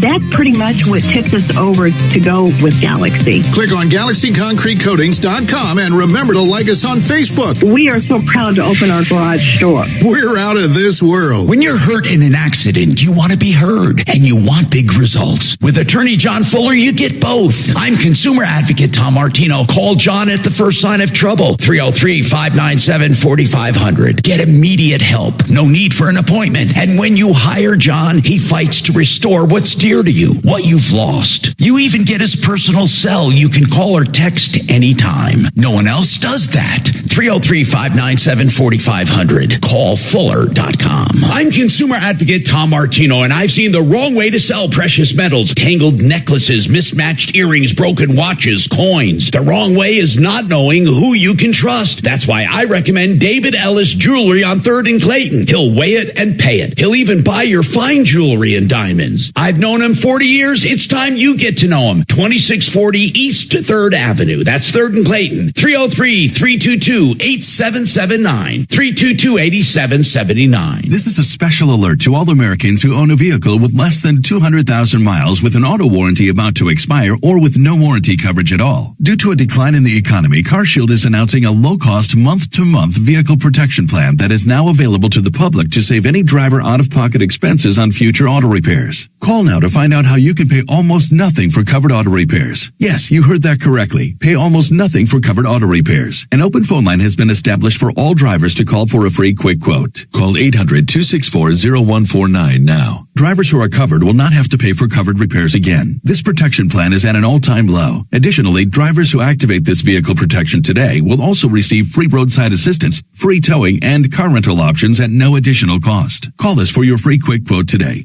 800-264-0149. That's 800-264-0149. What do you have to lose? Call 800-264-0149. Again, 800-264-0149. Don't miss the Tree Farm's Father's Day sale now through Father's Day. See what's on sale at thetreefarm.com. Get up to 30% off all sizes of shade trees, flowering trees, and fruit trees, including aspen, apple, cherry, maple, oak, and more. For example, 3-year-old, 6-foot-tall autumn blaze maple trees, only $129.99 each. Now through Father's Day. Come see. Take I-25 to exit 235, then 5 miles west to the Tree Farm. From the True Green Weather Center. It's a hot one for your Friday. Temperatures back up near 90. Lots of sunshine before a cool down for the rest of the weekend, near 80 on Saturday, 70 on Sunday. Probably getting 10 hours or more of rate, and they're taking like 3 to do it because they've done it 900 times, So it's a profitable deal. So you think, and I think they were advocating for it. I'm not saying they don't know, but I mean there is a difference sometimes with, If I knew there was one that could get it parked in front of them tonight, like, I don't know. And Trusted local fiduciary advisors. TrajanWealth.com. 630 KHOW, an iHeartRadio station.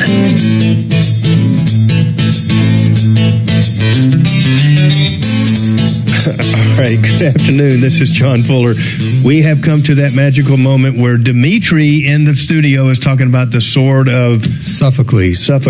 Oh, my goodness. This is going off the rails here. My name is John Fuller, and I am filling in for Tom Martino, and we are here in the Troubleshooter Network, here to help solve your problems and answer your questions and take complaints and otherwise deal with the issues that you're having struggles with. In the studio with me is Kevin Calkin. He is with Sheridan Auto Tech, and this is officially Car Day, which is the day we try to have experts on hand to deal with your car-related issues. And we have a caller on the line, Teresa, with a question for Kevin. So we'll go right to Teresa, and we can go right to you if you get on the phone at 303-713-8255. What's going on, Teresa? Hi, can you hear me? Yes, ma'am. Okay, thank you. 2 questions, actually. I want to get a new car one of these days, and I know the prices and all this, and whether good, bad, or indifferent, I want a minivan because I have giant dogs. So I was looking at the Kia Carnival, and my question is, should I wait until I keep waiting until prices come down? And the other question that goes with this, please, is that I saw this guy on YouTube. He talks about subscriptions. It started with BMW, like you have to subscribe to use the heated seats, and it goes on and on and on. Is that true as well? That sounds like Steve Lato's channel. Yes, that's what it sounds like. Was this guy that you're referring to, Steve Lato, who's the lemon law attorney out of Michigan? No, you know what, Teresa? It is so funny that you bring this up, because sitting in front of me at this very moment is an article that I pulled about car subscriptions. Yep. And that's a new thing. That it's not that new, but it's newer among regular cars. It's always been out there for kind of your super high end cars, and even on Teslas and stuff. The self-driving features are not. They're not standard. They don't come with the full ability to self-drive straight from the factory, but you can add those on and pay for them.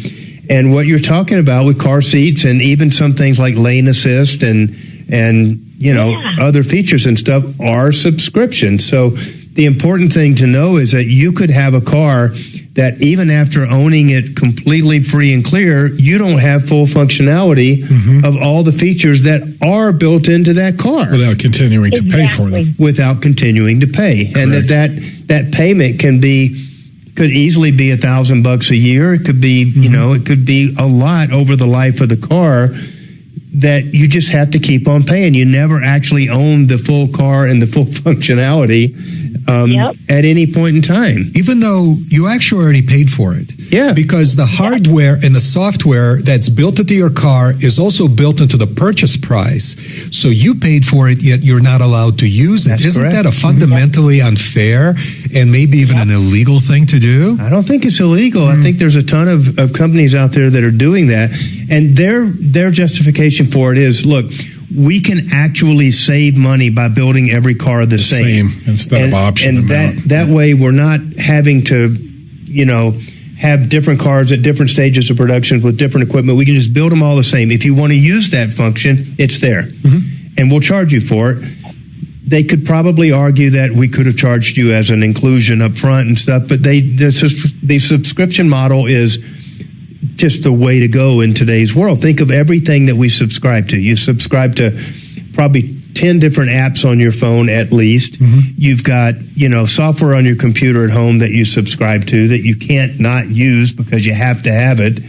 And stuff with your banks and insurance. I mean, everything has a subscription charge to it. And so this is just the way of the future. It is.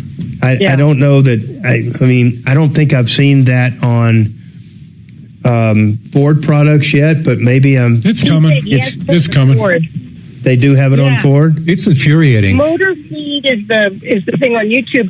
But so what about and I guess he said you're not going to buy a car after this year because and he went on and on about those things. So what about do you have a thought about the Kia Carnival or anything like that? Because I know you guys are short on time. New or used? Are you looking at new or used? I'm looking at new, but that's my question too. Is it because I don't know anything about cars? I'm afraid of the used and blah, blah, blah, and the depreciation on the new. So I'm not sure which route to take. Well, between the Kia and the Hyundai, they have an incredible warranty. So, I mean, that's a plus. Yep. The Carnival, I don't know a lot about because it's a new model. So there's not a lot of history. We certainly don't see them because they're under warranty still. But based on the warranty of Kia and Hyundai, I mean, that's a big selling point. It's good. Yeah. And how about that versus the Toyota Sienna? Anything as far as minivans go, is there one that you recommend more? Toyota's heads and shoulders above the Kia. Yeah. Wow, even the Sienna? You don't get the warranty from Toyota, you do from the Kia, but you don't need the warranty with the Toyota. You do need it with the Kia. But with these subscriptions, John, I heard that you're going to have to swipe a valid credit card in the dashboard before the airbags deploy in the event of a crash. Wow. Have you heard about that? Don't tell people that. You have to have quarters. Quarters. Like at the laundromat. Quarters, Dimitri will throw a slug in there, on a string. Well, thank you. I'll keep listening, and I thank you very much. Hey, Teresa, good luck to you. Thanks for the call today. We appreciate it. That's just the way the world is going with these subscription-based models, and I don't think we can ever get around to it. But it does kind of bring up the question of, are we going to get to a point where, a more lease-based kind of environment exists to where we never truly own the cars? We just, the way the prices are going, yes. Yeah. Yeah, you can't afford to finance it. You can finance it for 8-9 years. Right. That's crazy. Yeah, that is crazy. I can't even imagine. I mean, I remember the first car I ever financed, and I think it was like, it may have been 4 years, and even that seemed like a long time. Yeah, but now they're at regular finance 84 months. Oh, that's on used cars too, by the way. Is it really? Yeah, I've seen 84. I've seen purchase contracts that our listeners send in, and it's 84 months for a used car. They're trying to keep the payment under $1,000 a month, and they're like $110,000 diesel 1-ton pickup trucks or something that are, they're dropping $1,700-$1,800 a month on these, and rolling over negative equity from the previous 3 pickup trucks. Right. Then they have to put the spinners on there, and the ground lights and the wrap and everything else. I mean, you can't be rolling out there and just stock or anything. Not the wisest financial decisions that I'm aware of. Right. All right, we're going to take a break here real quick. We're going to come back and talk about parts and issues going on in the repair industry right now that you need to know about. So we'll be right back.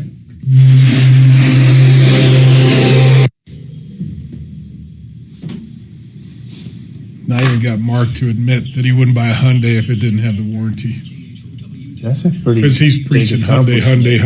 I know. And I was like, dude, if it had a 3 or 36, would you buy it? Well, in his recommendation, we were in the car market about a year ago, and we went and looked at those, at the Genesis and even at the Teslas and stuff. We were like, they're just not that nice of cars, Like, they're okay. All right. But they're just not. There's no wow nice, to it. Yeah. And so we looked at all kinds of stuff. We ended up buying her a Lincoln that she just loves. Mm-hmm. And, we're a year into it, still don't know how to work everything in the car, It's amazing. Yep. The damn thing's got scent control inside the damn car. Oh, you feel like you're in a rental car because you just keep finding new shit. Exactly. You're like, where'd that come from? I don't even know how to work that. But it was shocking because we hadn't been in the car market for a long time. And we're out there looking around just going. We went to Mercedes, and one of the things that we really like for us is the keypad door entry. Okay. Because it's not unheard of for us to go to the airport and leave a car, and she'll fly in from, and so a different person will pick up the car, and so we just leave the keys in it and lock it, and then they can get in without having to have an extra fob or something like that. And the Mercedes is like, no, we don't have that. Okay. Did you want to talk to Kevin about it? Our drivers really never asked for that. And I'm like, what? Ford's had that for a long time. Yeah, forever. That's why we don't mind Ford forever. Love to take and we assumed everybody had it, but they didn't. And that's such a simple thing, but it's something you I love it. Even when I'm out the driveway, I need to hit my garage door opener if my keys are on my dresser or something. Just yeah. No, I love that keypad. That is just although I do love that the Lincoln has the touch sensors and all the door handles and stuff, so you can go up to the back door and grab it, and it opens all four of them. So if you're carrying groceries or something, you don't have to open the front and push a button and stuff. It just touch it and it opens. It's good. That's a cool feature. I bought my girlfriend a Subaru several years ago, and she wasn't used to the auto lock and open, like when you approach the car with the key. Right. So it was at our shop, parked until something. She was afraid to, I don't remember. So I'm going to hell for this, too. So she wanted to make sure it was locked. I said, just go ahead and lock it. And she went, did I lock it? I said, no, you better go check. Go check. She walks up. It's open. And I just I let it go on for about 10 minutes. I just because I was pissed at her anyway about something. I was like, you're on your own. Yeah. And then she found out. Nice. Just like I said, that was cruel, but it was worth it at the time. I don't know what we were arguing about, but it was something stupid. Right. I did the same thing with one of my paralegal's daughter. And I'm just like, just go open the door. And she'd go up and pull it, and it was locked, and she couldn't get in. I'm like, what? And I walk up and grab the door, and it opened. It was a Lexus at the time, so I had the key fob in my pocket. So I would just go grab it, and it would open, And then I'm like, close the door, and I'd walk away, and it would lock automatically. I didn't have to touch anything. And then she would be like, grab the door, and it was locked. And it was, gosh, she was so mad. And I'm, hands out. I wasn't touching anything. I was the whole time it was in my pocket. I had so much fun with that. So we're all children at heart. Oh, absolutely. Kevin, this morning I wanted to replace the license plate light bulb in my beloved town car. So when you open up the trunk lid, where the light is shining, there are two Phillips head screws. They would turn and turn and turn, but not back out. So they'd been stripped. What's the best approach now? Should I take a warranty claim? Maybe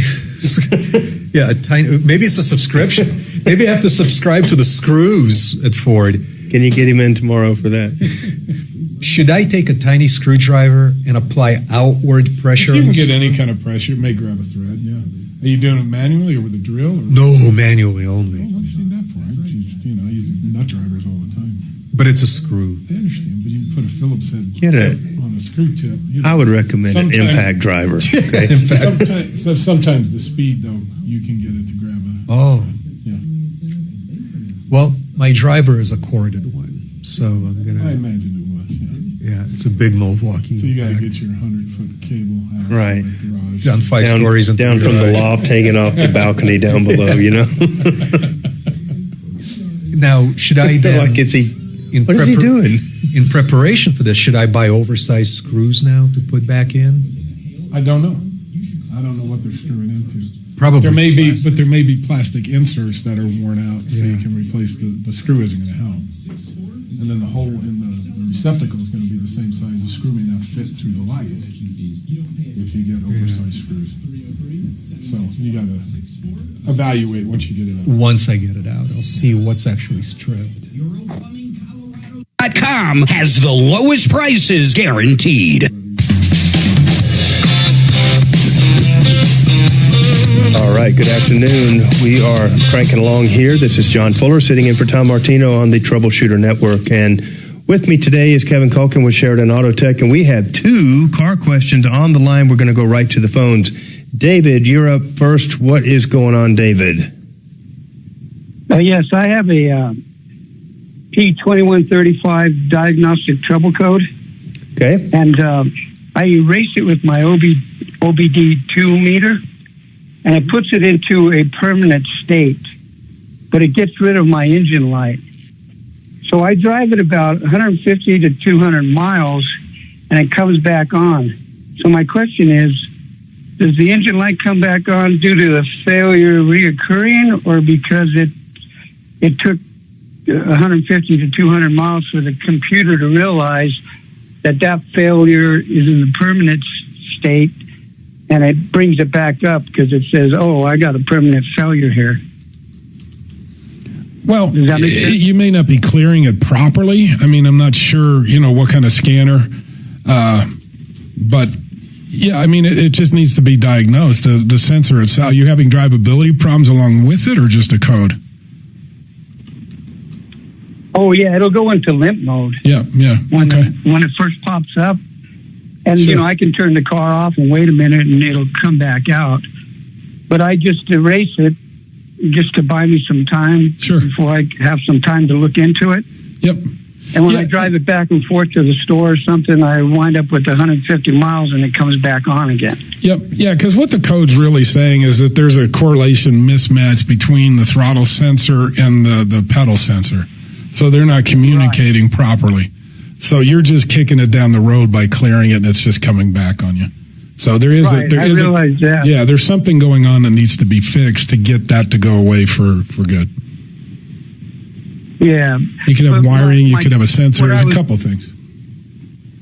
But what I was wondering, is it the failure coming back, or is it the amount of startups and miles? Yeah, the code itself can't be cleared by disconnecting the battery or scan tool. It can only be cleared by fixing the problem. That's what it's telling you. Oh, okay. So you're avoiding fixing the problem, so it keeps reoccurring. Okay, gotcha. Thank you very much. Sure. All right, David, thanks for the call. We appreciate it. We're going to go next to Greg, who is on the line also with the car question. So, Greg, what's happening with you? Hi, I've got a 2013 GMC Terrain Denali that has a blown engine. The compression, I guess, is shot in numerous cylinders. And I'm wondering what the guys think, whether it's worth buying I think we call it a rebuild engine, or just getting on to another car. Okay. Well, how much do you love the car? I'm not a car person. The rest of the car's in pretty good shape. Sure. But I mean, from what they quoted me at this place, I think it was $12,000 for a rebuild engine. Yep. And then it becomes, would I be smarter to spend $30,000 and get a car with a lot lower miles? My car's got about 130,000 miles on it. Sure. It's a personal choice. I mean, there is no math, there is no anything. You're going to be overvalued in it with a motor at $12,000, sure, but what can you buy for $12,000 to replace it? That's the way I look at it. Yep. Because you can't, it's worth nothing without the engine. Yeah, but it's not automatically worth $12,000 more by putting the motor in there. But I'm just saying, to replace a vehicle right for $12,000, Yeah, I'm you not can't saying do it's that. worth 12. It's probably still worth 7 or 8, and Yeah. you got 12 in it, sure. But right. I mean, so you're going to go out and spend 30 to save 12, or is it worth 12 and just keep the car for another couple of years? Or it's a hard call. Yeah, it is. And we do it all the time. I mean, it's people are trying to keep the cars because they are so expensive to replace. Right. Yeah. Kevin, what are the warranties like on these used engines? And by the way, what is the difference between used and rebuild? Well, used obviously is just it's coming out of another vehicle. So the ones we sell are 12,000 months, 12,000 mile warranty. Parts And that's the used engine. That's used. The remans have upwards of 4-year unlimited mile warranty. Whoa! For covered parts. Yeah. What's the difference in price between a used and a? I mean, I know that's a hard question. It's, but generally 50%. Okay. If it's 12, for a reman, you're probably 6 to 7 for a used. Okay. Got it. Does that answer your question, Greg? Thank you. Yep, you bet. Appreciate the call. So, talk to me about, we talk about the price of things and stuff, and I'm sure the parts business is no exception to the fact that everything's more expensive these days. Yep. We have supply chain issues all over the globe between tariffs and raw materials and stuff, especially when it comes to the type of parts that you use in vehicles. I mean, what are you really seeing these days in terms of availability versus price differences between now and a couple of years ago? I mean, where are things going? It's tough. I mean, the pricing, we see increases all the time. We get notifications the next load delivery is, plus 10% or this or that. So, yeah, the pricing's always changing. There's nothing we can do. Availability, it's hit and miss, but it's always, it seems like the silly little parts through the manufacturers, they don't want to inventory anymore. So, a Nissan part, we had to wait, 5 days for a gasket for an engine. Things like that. It's brutal. So the vehicle just ends up sitting there for 5 days waiting on a gasket. Or you try to take a shortcut and say maybe it won't leak if we put it back on, and which we won't do. But it's frustrating for the customer. We had to wait a week for the engine to get there, and then a week for a $2 gasket. So her truck was tied up for 3 weeks, where normally that would have been 3 days. Right. So is it just that these supply houses are going to zero inventory models? Yes. Okay. Yeah, just a inventory only. They have A, B, C, whatever they can move every week as opposed to once every 2 weeks. Yeah. Yep. All right. They kind of learned that lesson during the China virus panic, and the lesson is that the customer will wait. They do. Because what other choice does this lady have? That's what I mean. We take a risk that it's going to leak. Yeah. It's not worth it. Crazy, the stuff that we deal with. We're going to take one more break here to round out the day. When we come back, Tony, you will be next up in line. So we'll be right back on the other side.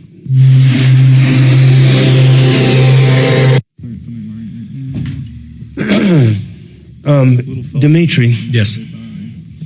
I have received sad about that. in the last 2 days 2 of these unsolicited crap text out of messages. Is this because I said boner I don't know. on the radio? Went home all sad. One of them is a person selling insurance. Hi, this is Jonah. I help self-employed people find medical plans not based on income. To have a quote texted over, reply self, family, or business. Ka-ching. That's money. That's money. How do I find out who this person is? Once you find out who that person is, Do I have to respond like, it sounds great, call me immediately? Or what? Here. Well, are you on the no-call list? I think I am. I don't know. Don't you have to be on the no-call list, Dimitri? no, it's not a requirement. Not a requirement. It's a requirement under the Colorado law. Then I just got another one. It is not a requirement from the I'm Catherine. I noticed your profile on LinkedIn. Mm-hmm. You can't do anything about that. Send me a picture, Catherine. That's a scam waiting to happen. So, what do you look like? I get the one I get like 2 or 3 times a week is that we have your funding all set up. And yep. Oh, yeah. I get those all the time. Yeah. But this one I thought was just money. That's up your alley, right? That's money. If you can find out who the defendant is. So how do you do it? How would you do that? So a lot of times they'll actually identify themselves because ultimately they want to sell you There insurance. is a phone number there. Yeah, if you search it, it's probably not going to Probably fake. It's a fake phone number. You mean Jonah's not really Jonah? No. And she's not a millionairess from Monaco who has left you $38 million. And she's a supermodel. You just ruined my whole weekend. Damn it. Those are the plans. This weekend looking up. Give me some insurance this weekend. Now, insurance is a very common solicitation. She is what's called a live lead transfer broker. Okay. She doesn't really work or sell insurance, but she has insurance agents that if you get it, she wants to get you on the phone, qualify you. Business. Yeah, it doesn't matter what kind of insurance. She's still trying to sell you shit on your own personal phone. Right. And then if you can get live transferred to that broker, that's going to be your defendant. That's my boy. Yeah, because that... Like today's your lucky day, son. Because that broker has what's called vicarious liability for the unscrupulous and unlawful actions of whoever it is that's placing acting on their behalf. Yeah. So what can I get? So if it's only one message, under Colorado law, you can only get $500. But once, hold on. Gosh. Once they send you 2 messages or calls or anything else, it's $1,500 each under the federal law called the TCPA. But you can't sue under TCPA for less than 2 violations. However, once you get the second one, the damages are retroactive to the first non-actionable violation, if you know what I mean. So what if I get the same text message, but this time it's not Jonah, but it's Jenna? Well, you're not going to be able to prove who's sending you these messages unless you can only go after. What if I don't get routed to the same insurance broker? Doesn't that kind of thwart the aggregation of? Yes. Okay. Yes. Now, that insurance broker whom you sue will probably disclose to you who that was that was generating these leads for him. And they're in the Republic of wherever. They're probably in Pakistan. Okay. Or, someplace like that. However, I found, I would not follow up. I would not do this because I would have to explain to the judge vicarious liability under the TCPA, and it's going to be difficult for a judge. Doing any of that shit for $500. Well, for $1,500 each, it's probably not even going to do that. Yeah. I mean, not that I'm not. I'm just.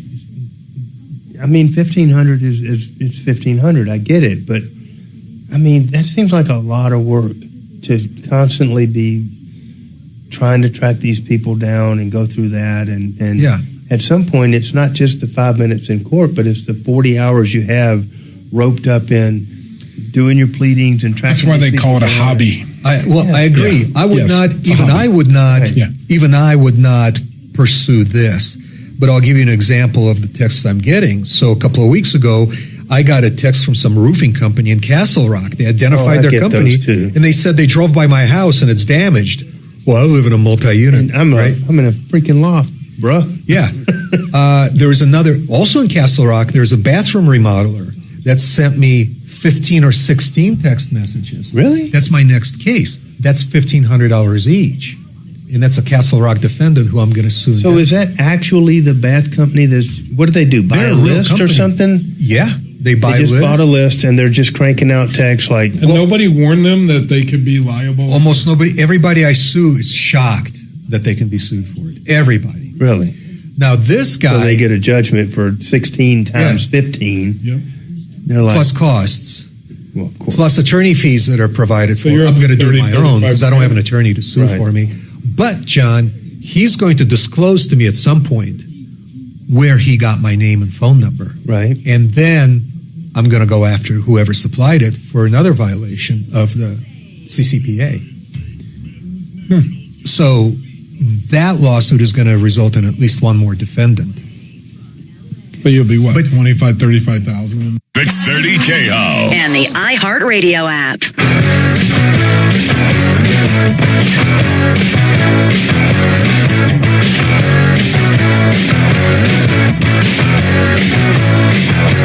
All right, welcome back.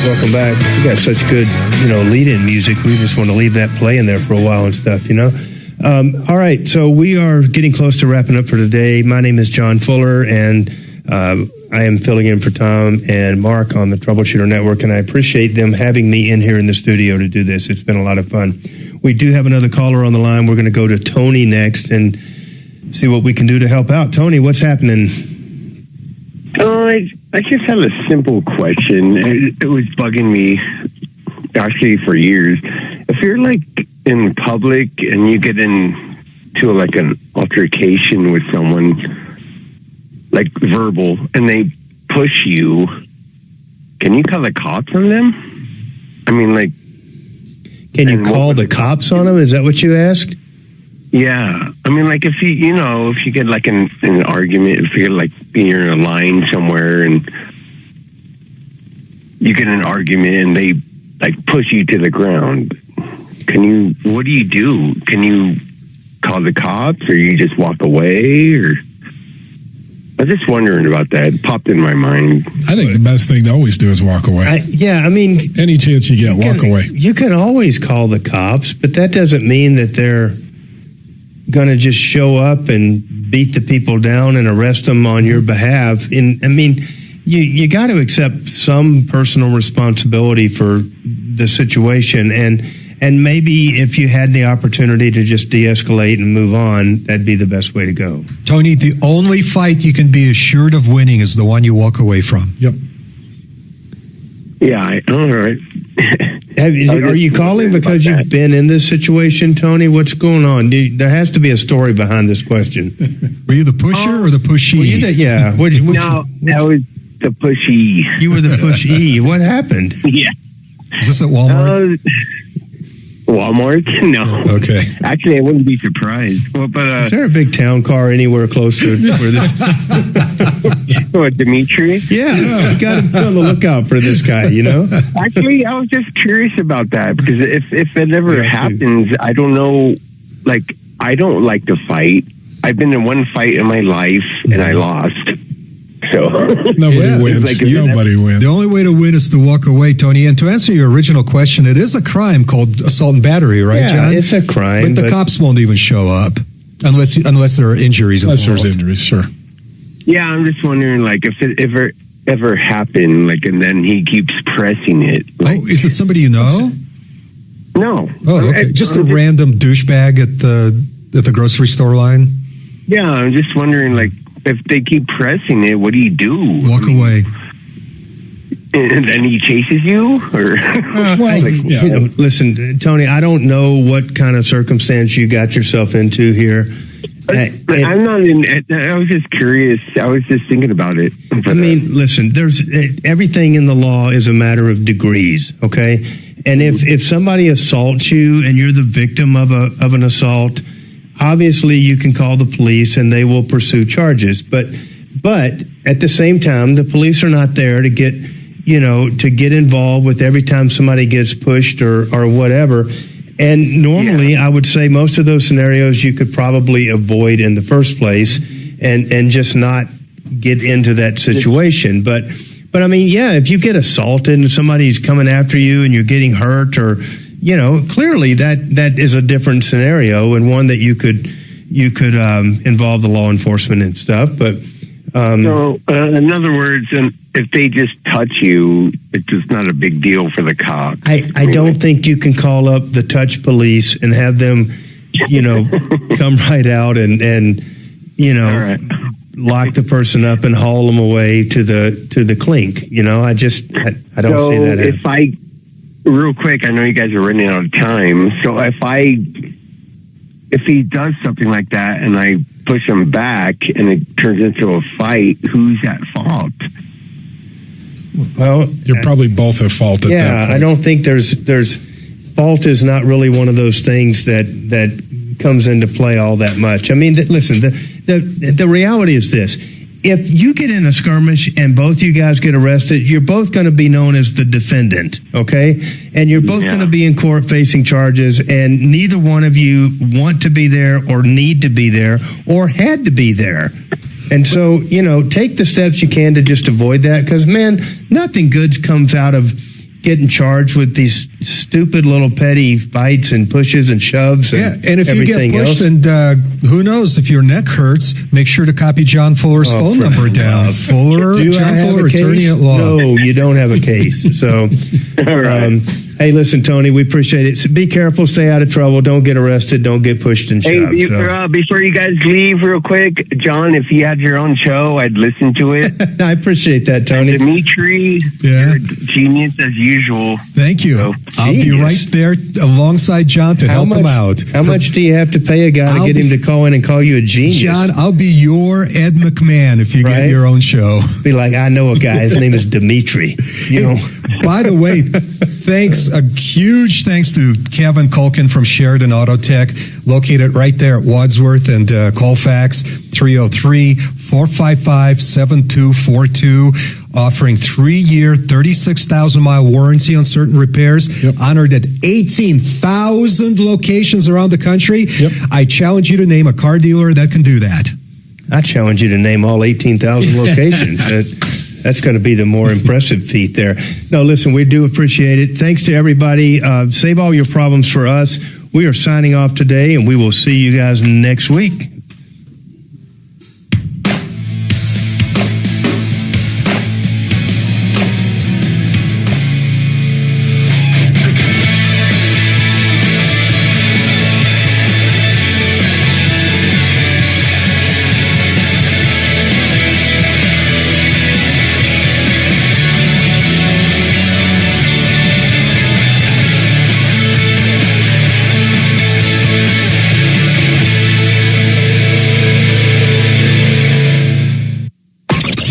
Follow Tom Martino at Real Tom Martino And stay connected with all of us at 630 KHOW, KHOW.com, and on the iHeartRadio app.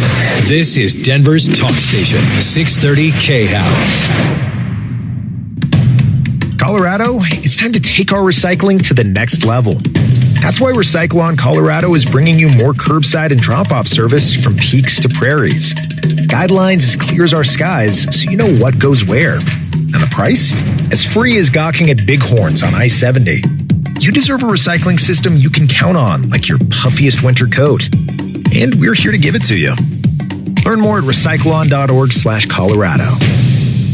Imagine finding your dream home and moving in right away. No waiting to sell your old place first. Sounds perfect, right? That's exactly what Orchard's Move First, Sell Later program lets you do. Buy your new home now and sell the old one later on your timeline. No showings, no double moves. Plus, Orchard handles all home repairs for you, attracting buyers. Buy before you sell and get top dollar with Orchard. Visit Orchard.com for your free home valuation. That's Orchard.com. This is the story of a very special woman. Just a few knew about her superpowers. In a matter of seconds, she turned herself into a great mathematician. She masqueraded as a regular person at work, but as a superhero at home. Everyone knows her as Gabriella. I still call her Mom. Your hero needs you now, and AARP is here to help. Find the care guides you need to help, complete with tips and resources at aarp.org/caregiving. Brought to you by AARP and the Ad Council. KRFX HD2 Denver. KHOW Denver. This is 630 KHOW, Denver's talk station, an iHeartRadio station. Guaranteed human. ABC News, I'm Chuck Sievertson. A shooting this morning turned into a barricade situation in Midland, Texas, police say, and after hours of trying to negotiate with the suspected shooter, that person is dead. 9 others taken to the hospital. Midland Mayor Lori Blong. Our thoughts and prayers are absolutely with the victims and with their families, with our first responders. And police say that they have identified the shooting suspect who was wanted for attempted murder of an officer earlier this week. While there's no deal yet officially announced or signing scheduled between the U.S. and Iran, Iran's foreign minister says an agreement has never been closer. ABC News White House correspondent Karen Travers. We were just briefed by a senior administration official who said that they believe they're about 80 to 85% of the way to getting this done, but not 100%. Workers preparing to take President Trump's name off the Kennedy Center in Washington. Today's the court-ordered deadline to do so. This is ABC News. Since lawmakers have gone home for the weekend, a section of the Foreign Intelligence Surveillance Act will expire tonight at a late Friday deadline. It's the section allowing warrantless wiretapping of people outside the U.S. Democrats won't sign on until Trump loyalist Bill Pulte is replaced as acting director of national intelligence. Today marks 10 years since the 49 people were killed in the Pulse nightclub shooting in Orlando, Florida. The attack by an ISIS-inspired gunman on the LGBTQ-friendly club happened in the middle of Pride Month. Mike Napolitano, a SWAT officer, survived being shot in the helmet while confronting the gunman at the club. I don't know how to describe it, but it just knocked me down, completely just rocked, my entire sense of time and everything. Napolitano says he then thought, since he was okay, he'd better shoot back at the guy. Chuck Sievertson, ABC News. Some kids never smile. They're embarrassed by their crooked teeth. They want braces like the other kids, but their families can't afford them. Some may even try to straighten their teeth themselves. That can make everything worse. Luckily, there's Donated Orthodontic Services, a program from the American Association of Orthodontists. It helps provide orthodontic treatment to kids and teens whose families can't afford it. For kids who apply, are approved, and are matched with a volunteer orthodontist, it can be life-changing. Their treatment is in the hands of an expert, a licensed local orthodontic specialist who improves their smiles by correctly aligning teeth and jaws. Some kids think they'll never smile again, but Donated Orthodontic Services may help them smile with confidence. To link to the application and eligibility requirements, visit aaoinfo.org. The Red Bull Soapbox Race is returning to Denver after 18 years, with 46 teams set to compete in the gravity-powered event at Empower Field at Mile High. Teams must adhere to strict rules and are judged on their design, performance, and showmanship with their human-powered vehicles. The event promises a mix of racing, engineering challenges, and chaos, with a huge field of